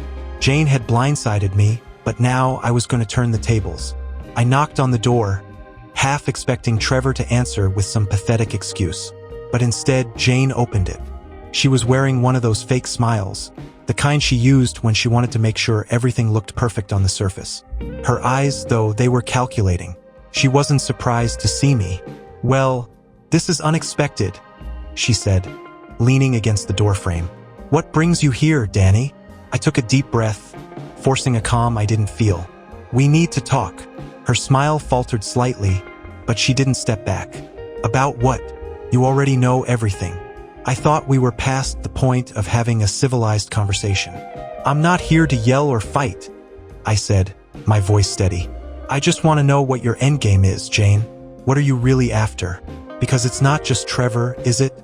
Her eyes narrowed, and for the first time, I saw a flicker of uncertainty. She hadn't expected this. "What are you talking about?" "I know about the lies. I know this isn't just about some affair.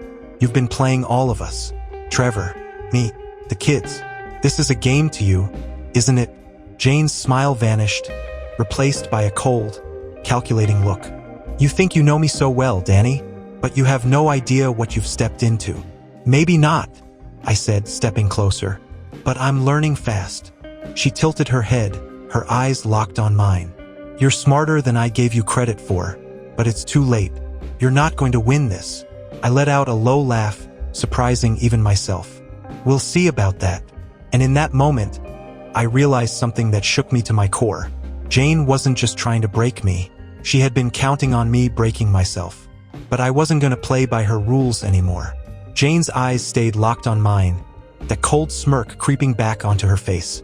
But I wasn't the same man who'd crumbled the night before. I wasn't falling for her games anymore. "You think you can beat me?" she asked, her voice dripping with arrogance. "I don't need to beat you, Jane," I said, stepping closer, my voice calm but firm. "I just need to show the world who you really are." For the first time, I saw fear flicker in her eyes. She had always been in control, always the one pulling the strings. But now she realized she'd lost that grip. "I've got lawyers involved," I continued. "You won't be able to twist this in your favor.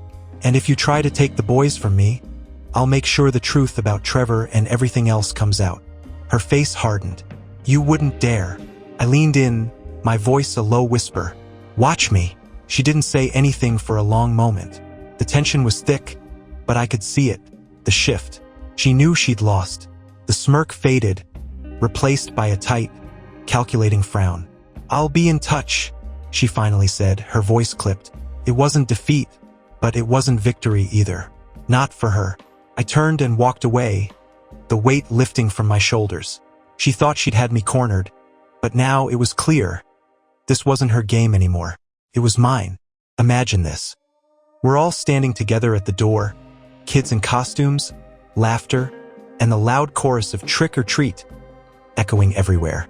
I'm holding the door while my two little ones relentlessly tug at my hand, eager to burst inside for the promised surprise. But as soon as we stepped into the house, something happened. Something I never could have imagined. Something so grotesque, even the kids saw it, and all I could do was regret ever opening that door. It all started when Sarah, my wife, insisted on staying home to prepare a special surprise for the kids while I took them out for candy. She seemed more than happy with the idea, almost too much so. But I thought, why not? Maybe she just wants a break from the crowd.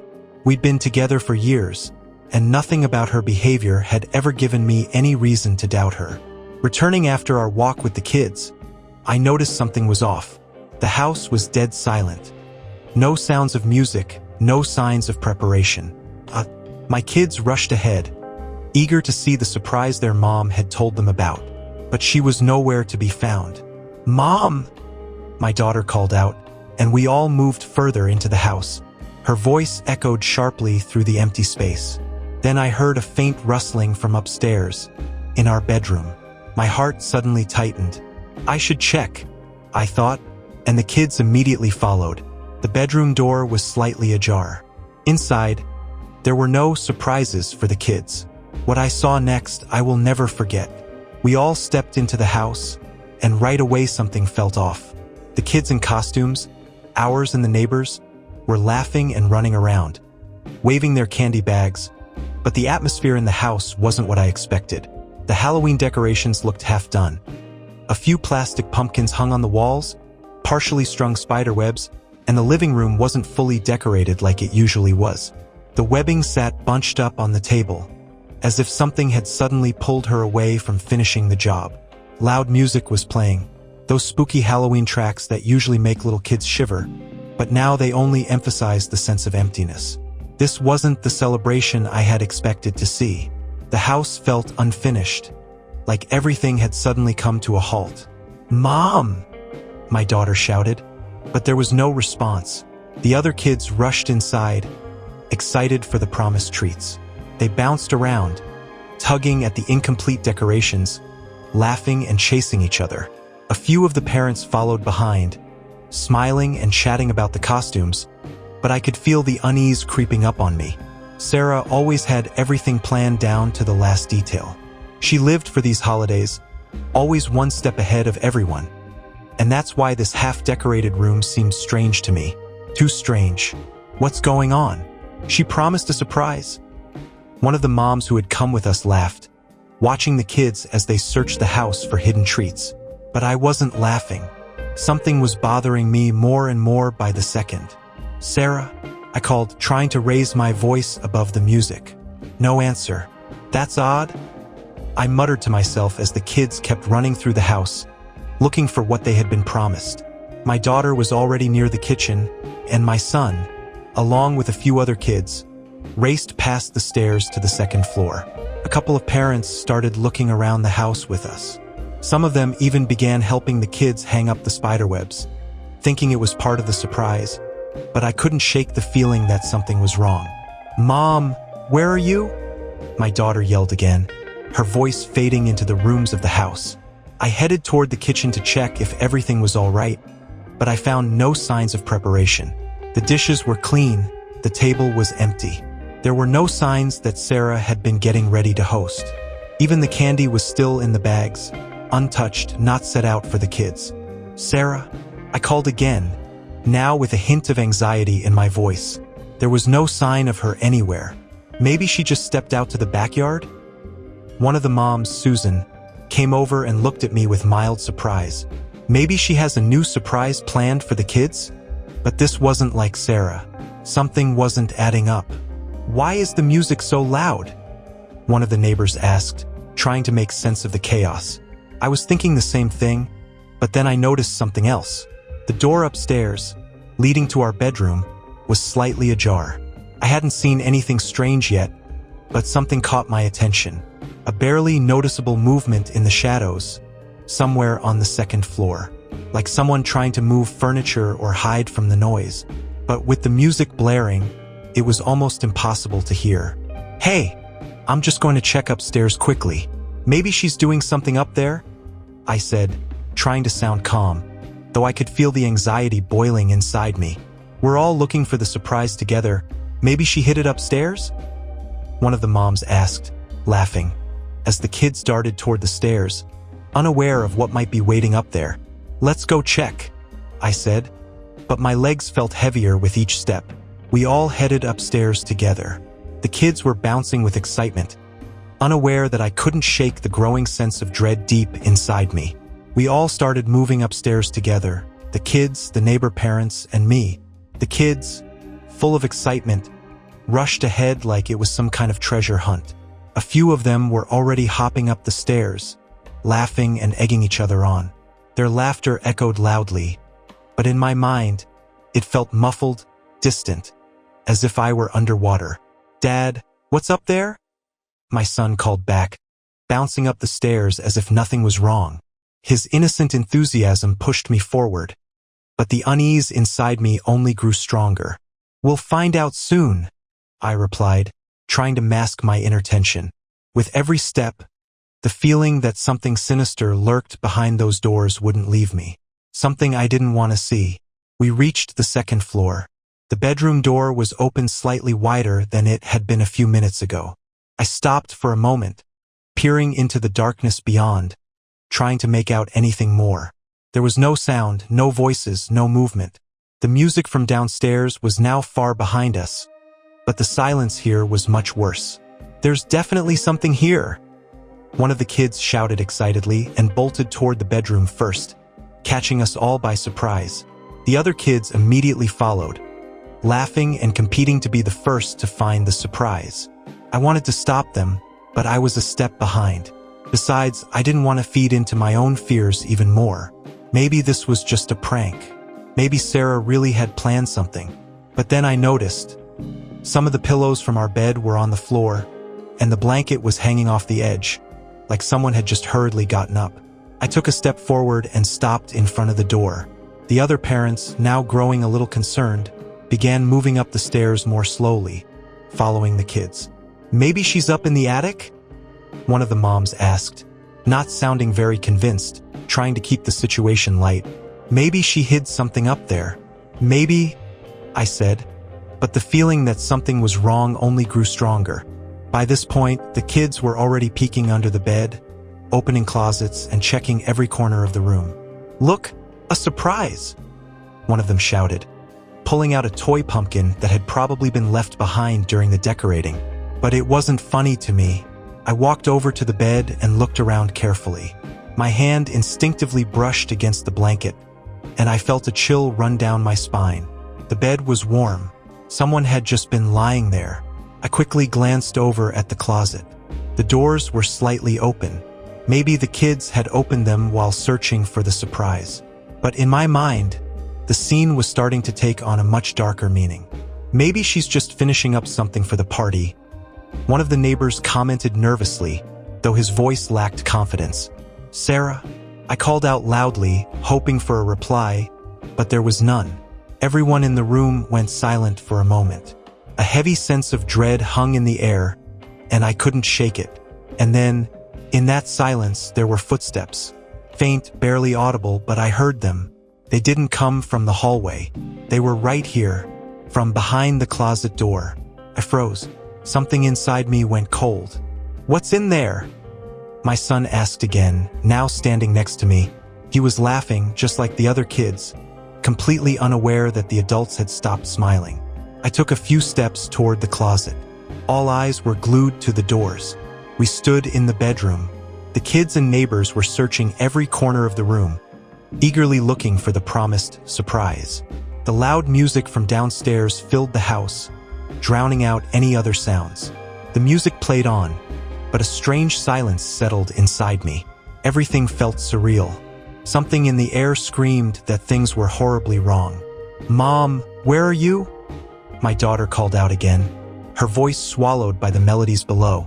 The other kids kept running around, laughing, rustling the unfinished decorations, but the feeling of dread inside me only deepened. I turned toward the bathroom door. Could she be in there? I decided to take another step and abruptly swung the door open. And then I saw it. My wife, Sarah, was on her knees, in front of Brian, my best friend. They didn't hear us come in over the blaring music. She was in a position that needed no explanation. The children, the parents, everyone saw it at the same time I did. Time froze. "Wow, Dad, is this the surprise?" One of the boys yelled out, laughing, oblivious to what had just unfolded. Other kids edged closer, their innocent curiosity drawn to the scene, their unknowing eyes mixed with our shock. My daughter stepped forward, her face full of confusion. "Dad, why aren't Mom and Uncle Brian dressed in costumes?" Her voice felt like an icy stab. I had no idea what to say. Everyone in the room was silent. The kids looked at us, still unaware that they had just witnessed a betrayal that had shattered our family into pieces. Sarah slowly lifted her head, her eyes meeting mine. There was no regret, no shame. Brian stood there, frozen, not knowing what to do as all eyes were fixed on them. In that moment, our world collapsed. The room was gripped by a deadly silence. The music still played faintly downstairs, but its rhythm no longer mattered. All eyes were glued to them, Sarah and Brian. The air was thick with humiliation and shock. I felt everything inside me freeze, as if the entire world had suddenly collapsed on me. "Dad, what are they doing?" my daughter asked, her innocent voice cutting through the silence like a knife to my heart. Sarah finally stood up, but she didn't rush to explain or apologize. She said nothing. Brian, nervously pulling up his pants, gave me a brief, guilty glance. One look was all I needed to know. They knew they had been caught. But for God's sake, they didn't even try to hide it. "Are you out of your mind?" I couldn't hold it in anymore, my voice breaking the oppressive silence. The other parents averted their eyes, trying to usher their kids out of the room. They didn't want to be part of this mess, but they had no choice. They were witnesses to something far beyond what any of us could have imagined. Sarah finally looked at me. Her eyes, they were cold. No remorse, no guilt, just emptiness. And that angered me more than the betrayal itself. "We can explain," Brian began, but I wasn't listening. His voice felt distant, irrelevant. What could he possibly say? None of it mattered anymore.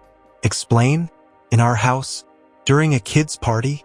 My words came out sharp, like a long-suppressed scream that finally erupted after too much silence. The children, still not understanding what was happening, started to cry. Their voices echoed with helplessness, and I stood there, in the middle of it all, trying to comprehend how things had spiraled so far out of control. Sarah lifted her head. Her lips curled into a bitter smile, as if she knew something I didn't. She took a few steps toward me, then quietly said, "We haven't been the same for a long time." That's all she had to say. Those words were the final blow. Her words, "We haven't been the same for a long time," kept echoing in my mind, like a voice in an empty room. My world had just shattered, and I stood there in the chaos, lost, with no idea where to turn. The kids kept looking at us, searching my eyes for answers, but I couldn't form a single word. "What did you just say?" I managed to choke out, though I had heard her perfectly. I just couldn't believe she had the nerve to say it. Sarah stepped forward, as if to explain, but I couldn't hear her anymore. Something inside me had snapped. My anger rose like a wave, ready to crash over everything. "It just happened," she said softly, as if apologizing, but there was no apology in her voice. "It just happened?" I turned to Brian. He was still standing near the door, nervously rubbing his hands together, his eyes darting around the room, searching for an escape. He looked like he was about to faint from fear. I took a sharp step forward, and my fists clenched instinctively. "Get out of here before I destroy you," I growled, my voice low but filled with rage. Brian didn't argue. He shot a quick, desperate glance at Sarah, as if hoping for her support, but she left him standing alone. Unable to face my stare, Brian bolted for the door, nearly knocking over one of the moms on his way out. He disappeared from the room, leaving behind a thick sense of disgust. But this wasn't over. I turned back to Sarah. She remained standing in the middle of the room. Her calmness was driving me insane. She didn't try to explain or apologize. She just waited, as if expecting me to say something. Her silence screamed louder than any words could. How could you? The question burst out of me like a final gasp for air. How could you do this in our home? During a kid's party? Her eyes met mine, and suddenly I saw something new in them: indifference. That was worse than the betrayal itself. She felt no guilt. I'm tired, she said, her voice cold, almost mechanical, as if what had just happened was nothing out of the ordinary. Tired? I couldn't believe what I was hearing. Tired of what? Our family? Me? You're cheating on me with Brian in our bedroom, while our kids are downstairs waiting for your surprise, and you're just tired. Sarah didn't look away, didn't lower her voice. In fact, she spoke with more confidence. We haven't been happy for a long time, and you know it. I just did what I've been too afraid to do all this time. It wasn't just my choice. Her words cut like a blade, but I wasn't about to back down. The sense of injustice boiling inside me grew stronger with each second. This was the moment when I realized I couldn't stay silent anymore. I couldn't just stand there and look at her. Something in me had changed forever. Do you even understand what you've done? My voice cracked now. You've destroyed everything. In front of our kids, in front of everyone. You've shattered our world. And now what? For a brief moment, her face trembled, as if she finally grasped the enormity of what she'd done. But it lasted only a second. She quickly returned to her cold, detached demeanor, as though shielding herself from reality. Now we're free, she said. Both you and I. Those were the last words I needed to hear. Mark, who had been standing silently by the door all this time, finally snapped. He was usually the calm, level-headed one, but now his eyes were burning with anger. He stepped closer to me, looking at Sarah, then back at me, as if he couldn't believe what he was seeing. You're just going to let this go? He said sharply, his voice breaking. You just saw what happened. She destroyed your life, ruined everything.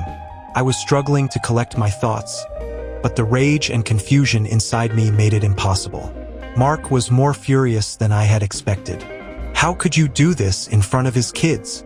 Mark yelled at Sarah, his voice filled with fury. Do you even understand what you've just done? Sarah remained silent, still staring coldly at him. Her indifference only fueled the fire. Say something. Mark took an aggressive step toward her, but I raised my hand, stopping him. Mark, that's enough, I said, my voice low but firm. He looked at me, expecting me to finally explode. But in that moment, I couldn't yell anymore. I had no words left. Mark stared at me, his face twisted with emotion. You can't just let this slide, man. This is your life, he said, his voice quieter now but still full of tension.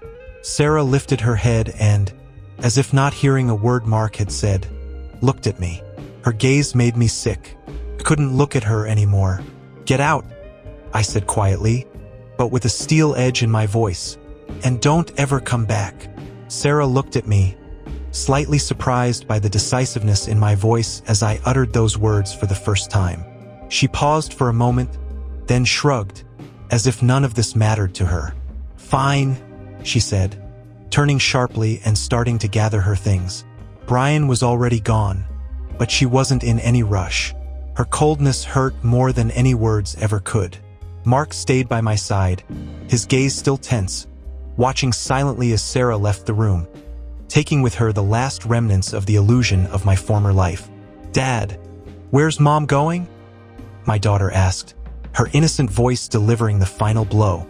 I knelt down beside my children, pulling them into a hug, not knowing what to say. My mind was blank, my heart shattered. She's not coming back, I whispered, realizing that my life had changed forever. Mark stood by the door and nodded quietly, understanding that this was the end. But for me, it was only the beginning of something new, without Sarah, without Brian, and without the life I thought I had. If you think you know how this ends, you're wrong, because what came next shocked even me. Started off like any other day. She left the house to run some errands, same as usual. And, as usual, I was sorting through the mail after work. That evening, between the usual stack of ads and bills, one letter caught my eye. It had her maiden name on it. Now, that alone was weird. We've been married for almost 10 years, and she hasn't used that name in forever. But it gets stranger. The letter was from a lawyer. I should have shrugged it off, assumed it was some clerical mistake. But something inside me, a gut feeling, screamed at me to take a closer look. It's like there was this crack in our life I never saw, and suddenly, it was wide open. When you've been with someone for so long, you start noticing things you didn't before. And this time, my instincts weren't wrong. I opened the envelope. Yeah, I know, crossing that line isn't something everyone would do. But I couldn't shake the feeling that something was about to shift. You know those moments where you just know this tiny thing is going to change everything? The contents of the letter were bizarre. It mentioned some financial matters, child support payments. Child support? What the hell? I sat there, gripping the paper, replaying the same question over and over in my head. Why is Emma getting a letter from a lawyer at a different address? And more importantly, what's this about child support? My heart started racing as it hit me. I had no idea who or what she was really involved with. There was something so deeply wrong with this situation that trying to calm myself felt pointless. I knew I had to push forward. But how? What was I even supposed to uncover? That night, when she came back, I played it cool. We sat down for dinner, and she acted like everything was normal. Maybe a little tired, a little distant. But after seeing that letter, I was seeing more. The silences, the constant phone checking, it wasn't normal anymore. She talked about work, shared the usual little stories, and I sat across from her, watching her like I didn't know her at all. When she went to bed, I stayed behind in the kitchen, trying to piece together what felt like a crumbling reality. I couldn't shake the feeling that she wasn't the same person I thought she was. Or had I been blind all these years? Couldn't sleep that night. Doubts gnawed at me, keeping me up. The next morning, I made up my mind to do something I'd been avoiding for far too long. Figure out what she was hiding. Maybe I'd ignored it for years, convincing myself that our marriage was stable, solid. But now I knew for sure. Something had been terribly wrong for a while. This wasn't new. The letter was just the beginning. What came next? Well, that's when everything really started unraveling. The next day, I couldn't shake the feeling. I tried to go about my morning like normal. Coffee, quick breakfast, half-hearted small talk with Emma before she left for work. But my mind kept spinning around that letter. I couldn't stop picturing it, sitting there on the counter like a ticking bomb. I knew I had to confront her eventually, but I wasn't ready. Not yet. I needed more. Something concrete to make sense of all this. So, I did something I never thought I'd do in my marriage. I checked her phone. I'm not proud of it, and I'm not the kind of guy who's ever been suspicious, but this was different. I knew she kept her phone locked, but one morning a few weeks ago, I'd seen her unlock it out of the corner of my eye. The code, 0723. Her birthday. I didn't think twice about it at the time, but now it was everything. She'd left her phone charging on the kitchen counter when she left for work, probably thinking I'd never touch it. I waited a few minutes after she walked out the door, my hands practically shaking, before I picked it up. I typed in the code. The lock screen disappeared, and there it was, her entire life, sitting in the palm of my hand. I went straight to her messages, my heart pounding so hard I could hear it in my ears. And that's when I saw it. A thread near the top from someone named Andrew. No last name, no emoji, nothing. But the messages were more than enough to tear my world apart. Last night was amazing. I can't stop thinking about it.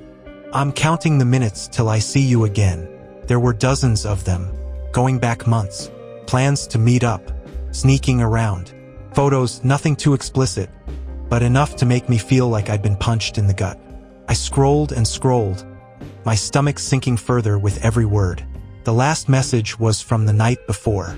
The night she came home late, acting completely normal, like she hadn't just been with this guy, like I didn't even matter. I wish I could stay longer, but I can't risk him finding out. Him. That's me. She was talking about me. My hands went numb. I don't even remember how long I stood there, staring at her phone, the weight of the truth crashing down on me. The room felt too small, like the walls were closing in. I wanted to scream, to break something, to call her right then and there and demand an explanation. But I couldn't. Instead, I put the phone down, like nothing had happened. I sat there at the kitchen table, staring out the window, trying to process what I'd just seen. My mind was racing, but one thing was clear. This wasn't some misunderstanding. This wasn't something we could talk through or fix with therapy. This was betrayal, pure and simple. By the time she came home that evening, I'd made up my mind. I was going to confront her. I had to. There was no going back after this. The lies, the deceit. I couldn't live with it anymore. But I had no idea what I was about to walk into. No idea how far this really went. She came through the door, smiling like it was just another day. I could feel the rage boiling up inside me, but I held it in, waiting for the right moment. She kissed me on the cheek like she always did, asking how my day was, but I couldn't even look at her. All I could see was the messages, the lies. I waited until after dinner, when the kids were asleep. We sat in the living room, her scrolling through her phone like nothing was wrong, like she hadn't just blown up our entire life behind my back. That's when I said it. I know. She didn't even look up. Know what? About you and Andrew. That got her attention. Her head snapped up, eyes wide, but she didn't say a word. For a moment we just sat there, staring at each other. I could see the panic rising in her eyes, but she was good at hiding it. She always was. She opened her mouth to speak, but I cut her off. Don't even try to lie to me, Emma. I saw the messages. I know everything. The color drained from her face, and for the first time, she looked scared. But what she said next, that's what really threw me. You don't know the half of it, she whispered, and that's when I realized this was so much worse than I thought. You don't know the half of it. Those words hung in the air like a punch that hadn't landed yet. My mind was already racing, but when she said that, it felt like my whole world tilted on its axis. What did she mean by that? What could possibly be worse than what I'd already uncovered? For a second, I just sat there, stunned, my fists clenched, heart pounding in my chest, trying to make sense of it all. What the hell are you talking about, Emma? My voice was calm, colder than I expected, but it was only because I was too angry to yell. She looked down at her hands, the mask of confidence she'd always worn starting to crack. Andrew, he's not just some guy I've been seeing. It's more complicated than that. She paused, struggling to find the words. I was on the edge of my seat, feeling the air thicken between us. Complicated, I spat, feeling the bitterness rise. You're having an affair, Emma. I think I get the picture. No. She cut me off, her voice sharper now, filled with urgency. It's not just an affair. It's been going on for years. That hit me like a freight train. Years, not months. Years. I thought back to all the times I trusted her without question, to every single time she'd gone out with friends or stayed late at work. My head was spinning, every memory twisted now, corrupted by the weight of what she'd been hiding. I stood up, needing to move, needing air. I paced the living room, running a hand through my hair as she watched me, silent and tense, knowing there was no escape from this. How long?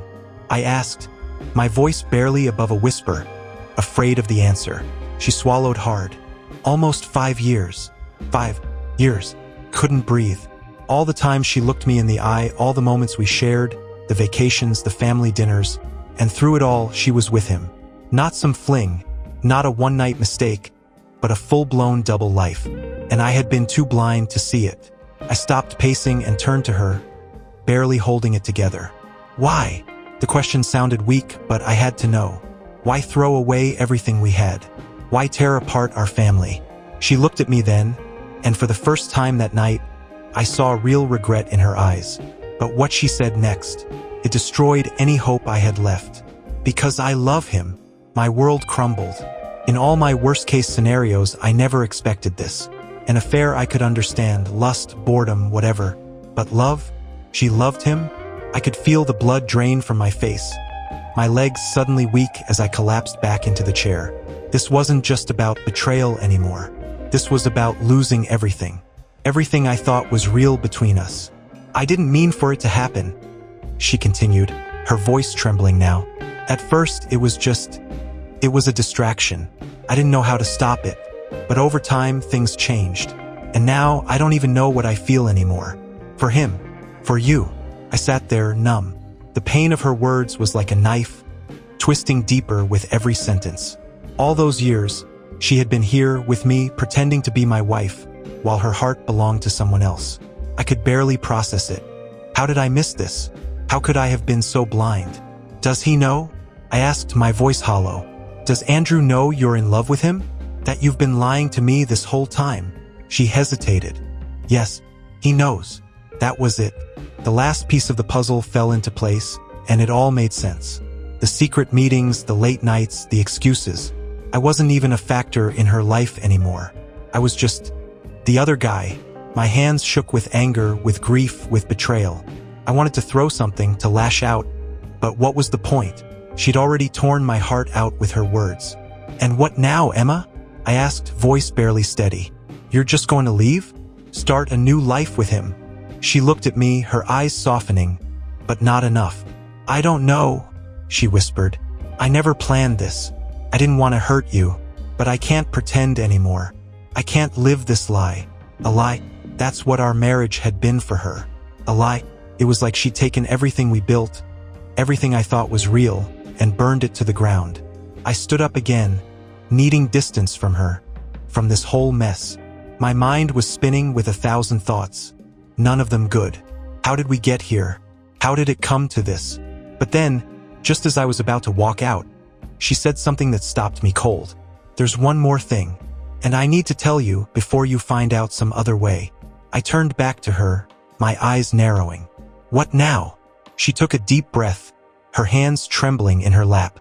Andrew, he's not just someone I love. He's the father of our youngest. I froze. The room went silent. Her words echoed in my head, but I couldn't comprehend them. Our youngest wasn't mine? The room felt like it was spinning, and all I could do was stand there, staring at her. The silence between us was suffocating, a void so thick I could barely breathe. What did you just say? My voice didn't even sound like my own. She couldn't look at me. Her eyes were glued to the floor, and her hands were shaking. Our youngest, he's not yours, Tyler. He's Andrew's. I thought finding out about the affair was bad. But this was a level of betrayal I couldn't have prepared for. The world around me seemed to fade into nothing. The walls, the floor, everything blurred as her words sank in. Our son. The boy I'd raised for the past 5 years. The kid who called me dad, who looked up to me, who I loved more than my own life. He wasn't even mine. My legs gave out, and I collapsed into the chair behind me. I couldn't think, couldn't speak. My mind was blank, and yet filled with 1,000 questions all at once. How long have you known? I finally asked, my voice hollow, barely above a whisper. She hesitated, and it was like a knife twisting in my gut. Since before he was born. Before he was born. She knew the entire time. She carried this secret through the pregnancy, through the birth, through every moment we spent together as a family. Every single day she lied to me. I felt the rage boil up inside me. The betrayal, the heartbreak, all mixing into something dark and uncontrollable. You mean to tell me you've known for 5 years? 5 years. Emma? And you said nothing? She flinched at the venom in my voice but didn't say anything. And that only made it worse.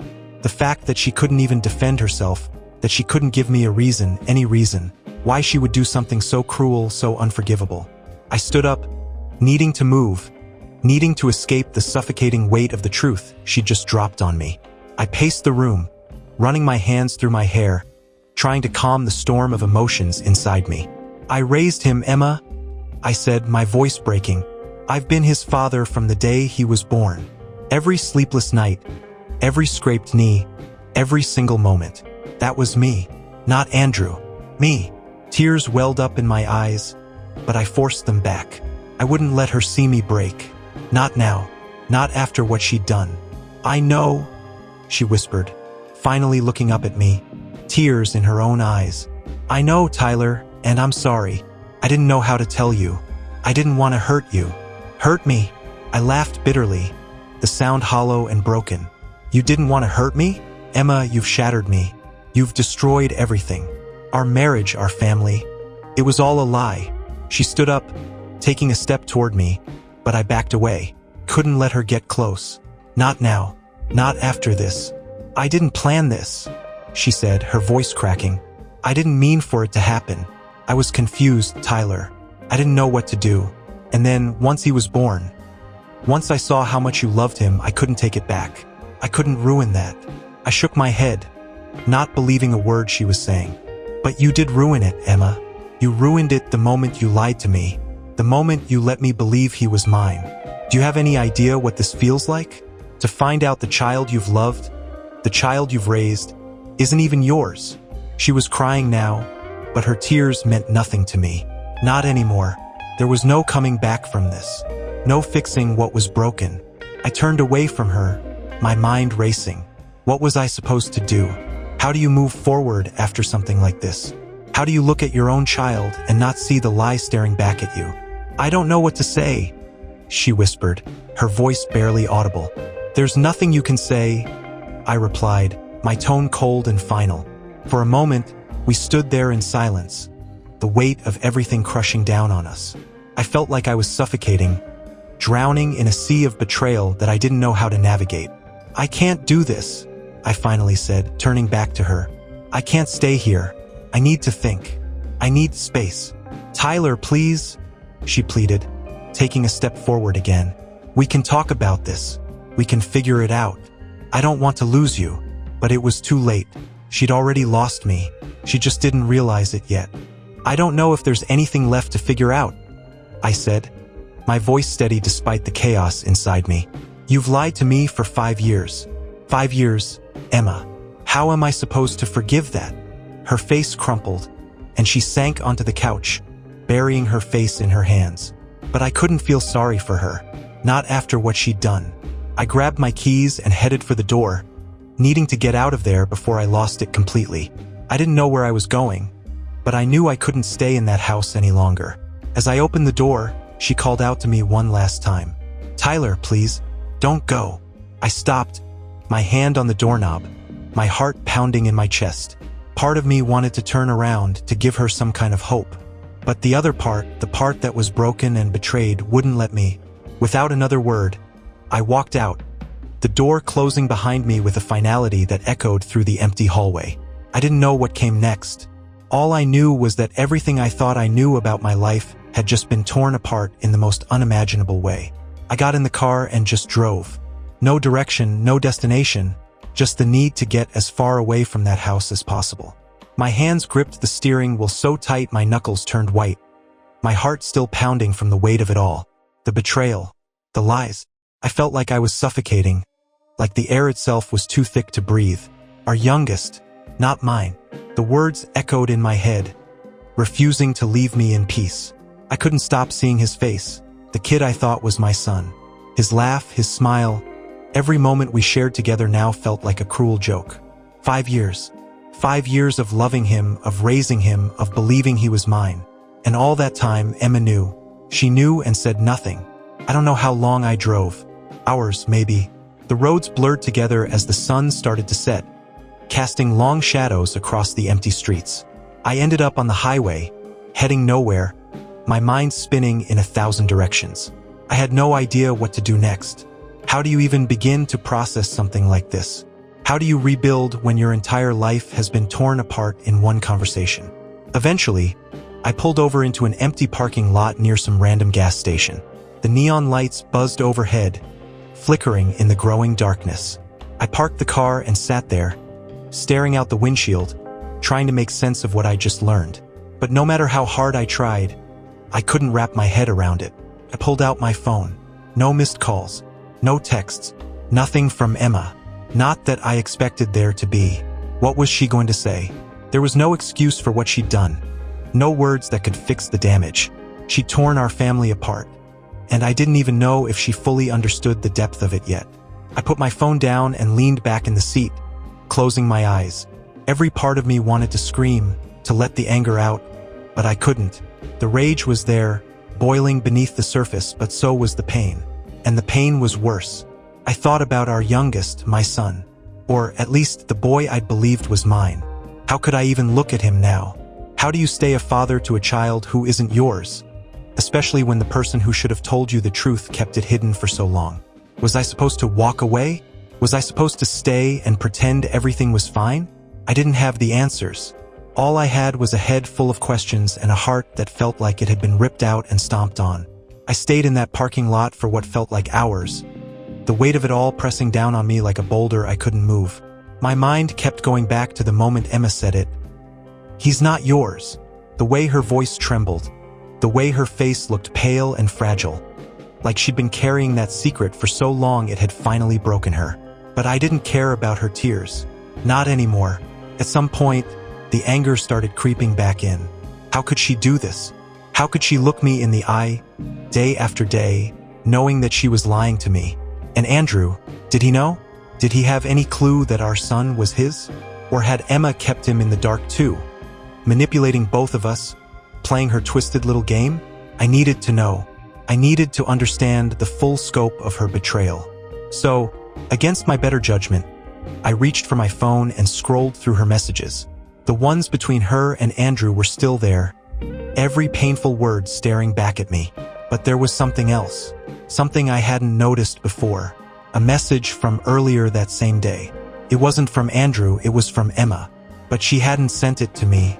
She sent it to him. I told him. Just 3 words. I stared at the screen, my pulse quickening. She told him. She told Andrew about the confrontation, about me knowing the truth. What the hell had they talked about after that? Was he as shocked as I was? Or did he already know? I clicked on the message thread and started reading. The conversation that followed was like a punch to the gut. Andrew, how'd he take it? Emma, not well. I think it's over.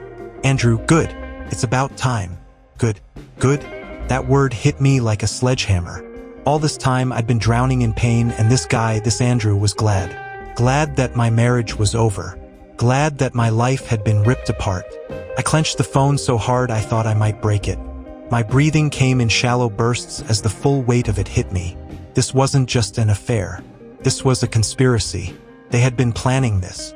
Planning to tear apart everything I knew, everything I loved. And then it got worse. Emma, we'll figure out the rest.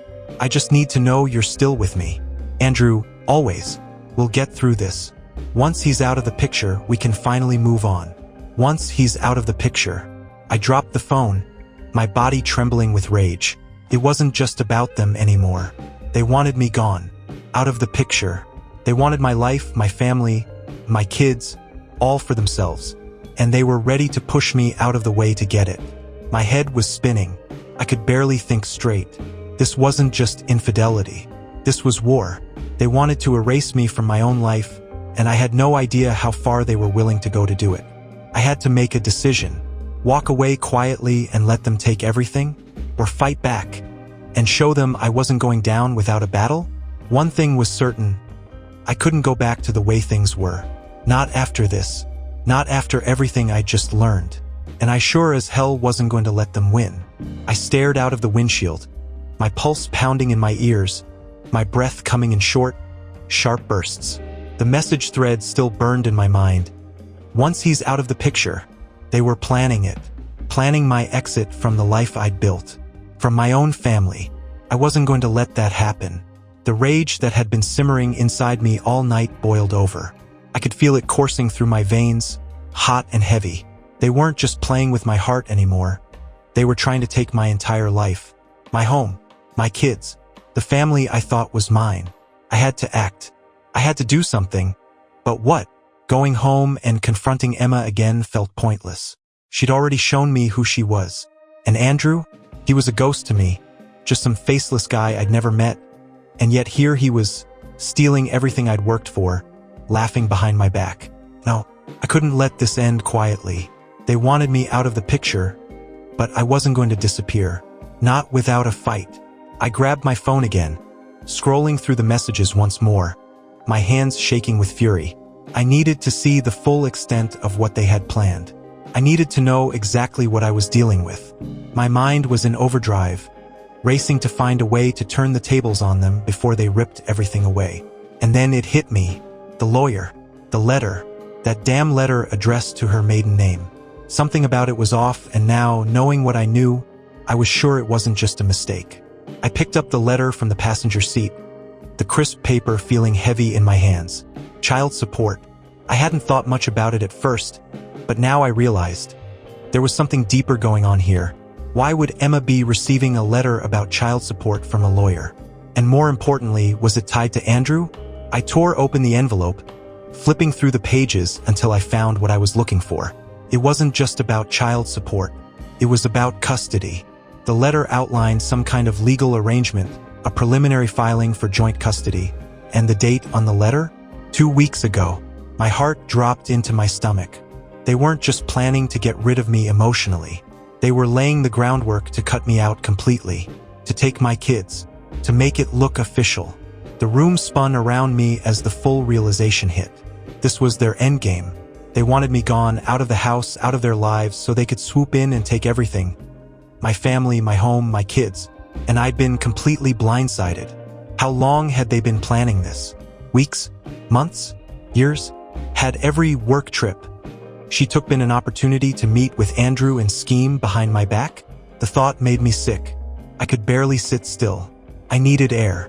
I needed to get out of the car before I did something stupid. I stepped out into the parking lot, the cold night air slapping me in the face. But even that wasn't enough to clear my mind. They were trying to erase me. That's what it boiled down to. I was just an obstacle, something standing in the way of their perfect little life together, and they were going to make sure I was removed. For good. But I wasn't going down without a fight. Not after everything I'd done. Everything I'd sacrificed for our family. For my kids. For her. No way was I going to let some guy, some stranger, come into my life and take what was mine. I didn't care how far they'd gone, or how carefully they'd planned it out. I was ready to burn it all down if I had to. I got back in the car, my hands still trembling. I had to think clearly. I couldn't let my anger cloud my judgment. They were counting on me to act impulsively, to explode, to give them a reason to paint me as the bad guy. And if I gave them that, they'd win. No, I needed to be smarter than that. I needed a plan. I took a deep breath, staring out into the night. I couldn't let them know I'd found the letter. Not yet. I had to play this carefully, keep my cards close to my chest. I needed time to figure out my next move. One thing was certain. I was done sitting on the sidelines. If they wanted a fight, they were going to get one. I picked up the phone and dialed the one person I knew I could trust. My brother, Mike. He'd always been the level-headed one, the guy who knew how to handle tough situations without letting emotions get the better of him. If anyone could help me figure this out, it was him. He picked up on the second ring. Tyler? What's going on? It's late. I didn't waste any time. I need your help, Mike. I've got a situation and it's bad. Really bad. There was a pause on the other end, and I could tell from his tone that he knew something serious was up. What happened? I swallowed hard, my voice steady but cold. Emma's been lying to me for years. She's been seeing someone else. And our youngest isn't mine. It's his. There was a long silence. Jesus, Tyler. I'm so sorry, man. What can I do? I took a deep breath, trying to keep my voice calm. I need to fight back. She's planning something, custody, child support, all of it. I think she's trying to take the kids. I need to be ready. Mike didn't hesitate. All right, we'll figure this out. But you need to stay calm. Don't give her any reason to use this against you. Let's take it one step at a time. For the first time in hours, I felt a small flicker of hope. I wasn't alone in this. I had someone on my side. Someone who wasn't going to let them take everything from me. Thanks, Mike. I said, my voice low. I'm not letting them win. Not this time. Damn right you're not, he replied firmly. We're going to make sure they don't. I hung up the phone, my mind clearer now. The anger still there but more controlled. This wasn't over. Not by a long shot. Emma and Andrew thought they could cut me out, but they were dead wrong. I wasn't going anywhere. If they wanted a war, they just got one. I didn't sleep that night. How could I? My mind was racing, replaying every moment of the past few years. Every lie Emma told. Every red flag I'd ignored. I knew I had to keep my head straight. Mike was right. I couldn't let my anger control me. That's exactly what they were waiting for. Morning came, and I was parked outside the house before Emma or the kids were even awake. The calm suburban street felt unreal, like a bad dream I couldn't wake up from. This was supposed to be my home, my life. Now it felt like enemy territory. When she stepped outside, our eyes locked. For a moment, she looked like the woman I once knew, confused, maybe even guilty. But then, just as quickly, her expression hardened. She knew I wasn't here to talk about feelings. She knew what this was. I walked up the driveway, my heart hammering in my chest, but my voice steady. "We need to talk." She nodded, opening the door. The kids were still asleep, thank God. We sat in the living room, the tension thick. I didn't sit, couldn't. "I found the letter," I said, getting straight to the point. "I know what you're planning." Her eyes widened, just for a second, but she quickly regained control. "Tyler, it's not what you think. Cut the crap, Emma. You and Andrew have been planning this for years." My voice was low, deadly calm. "You were going to take the kids and push me out. You think I'm just going to disappear? Walk away." She opened her mouth, but nothing came out. For the first time, she didn't have a lie ready.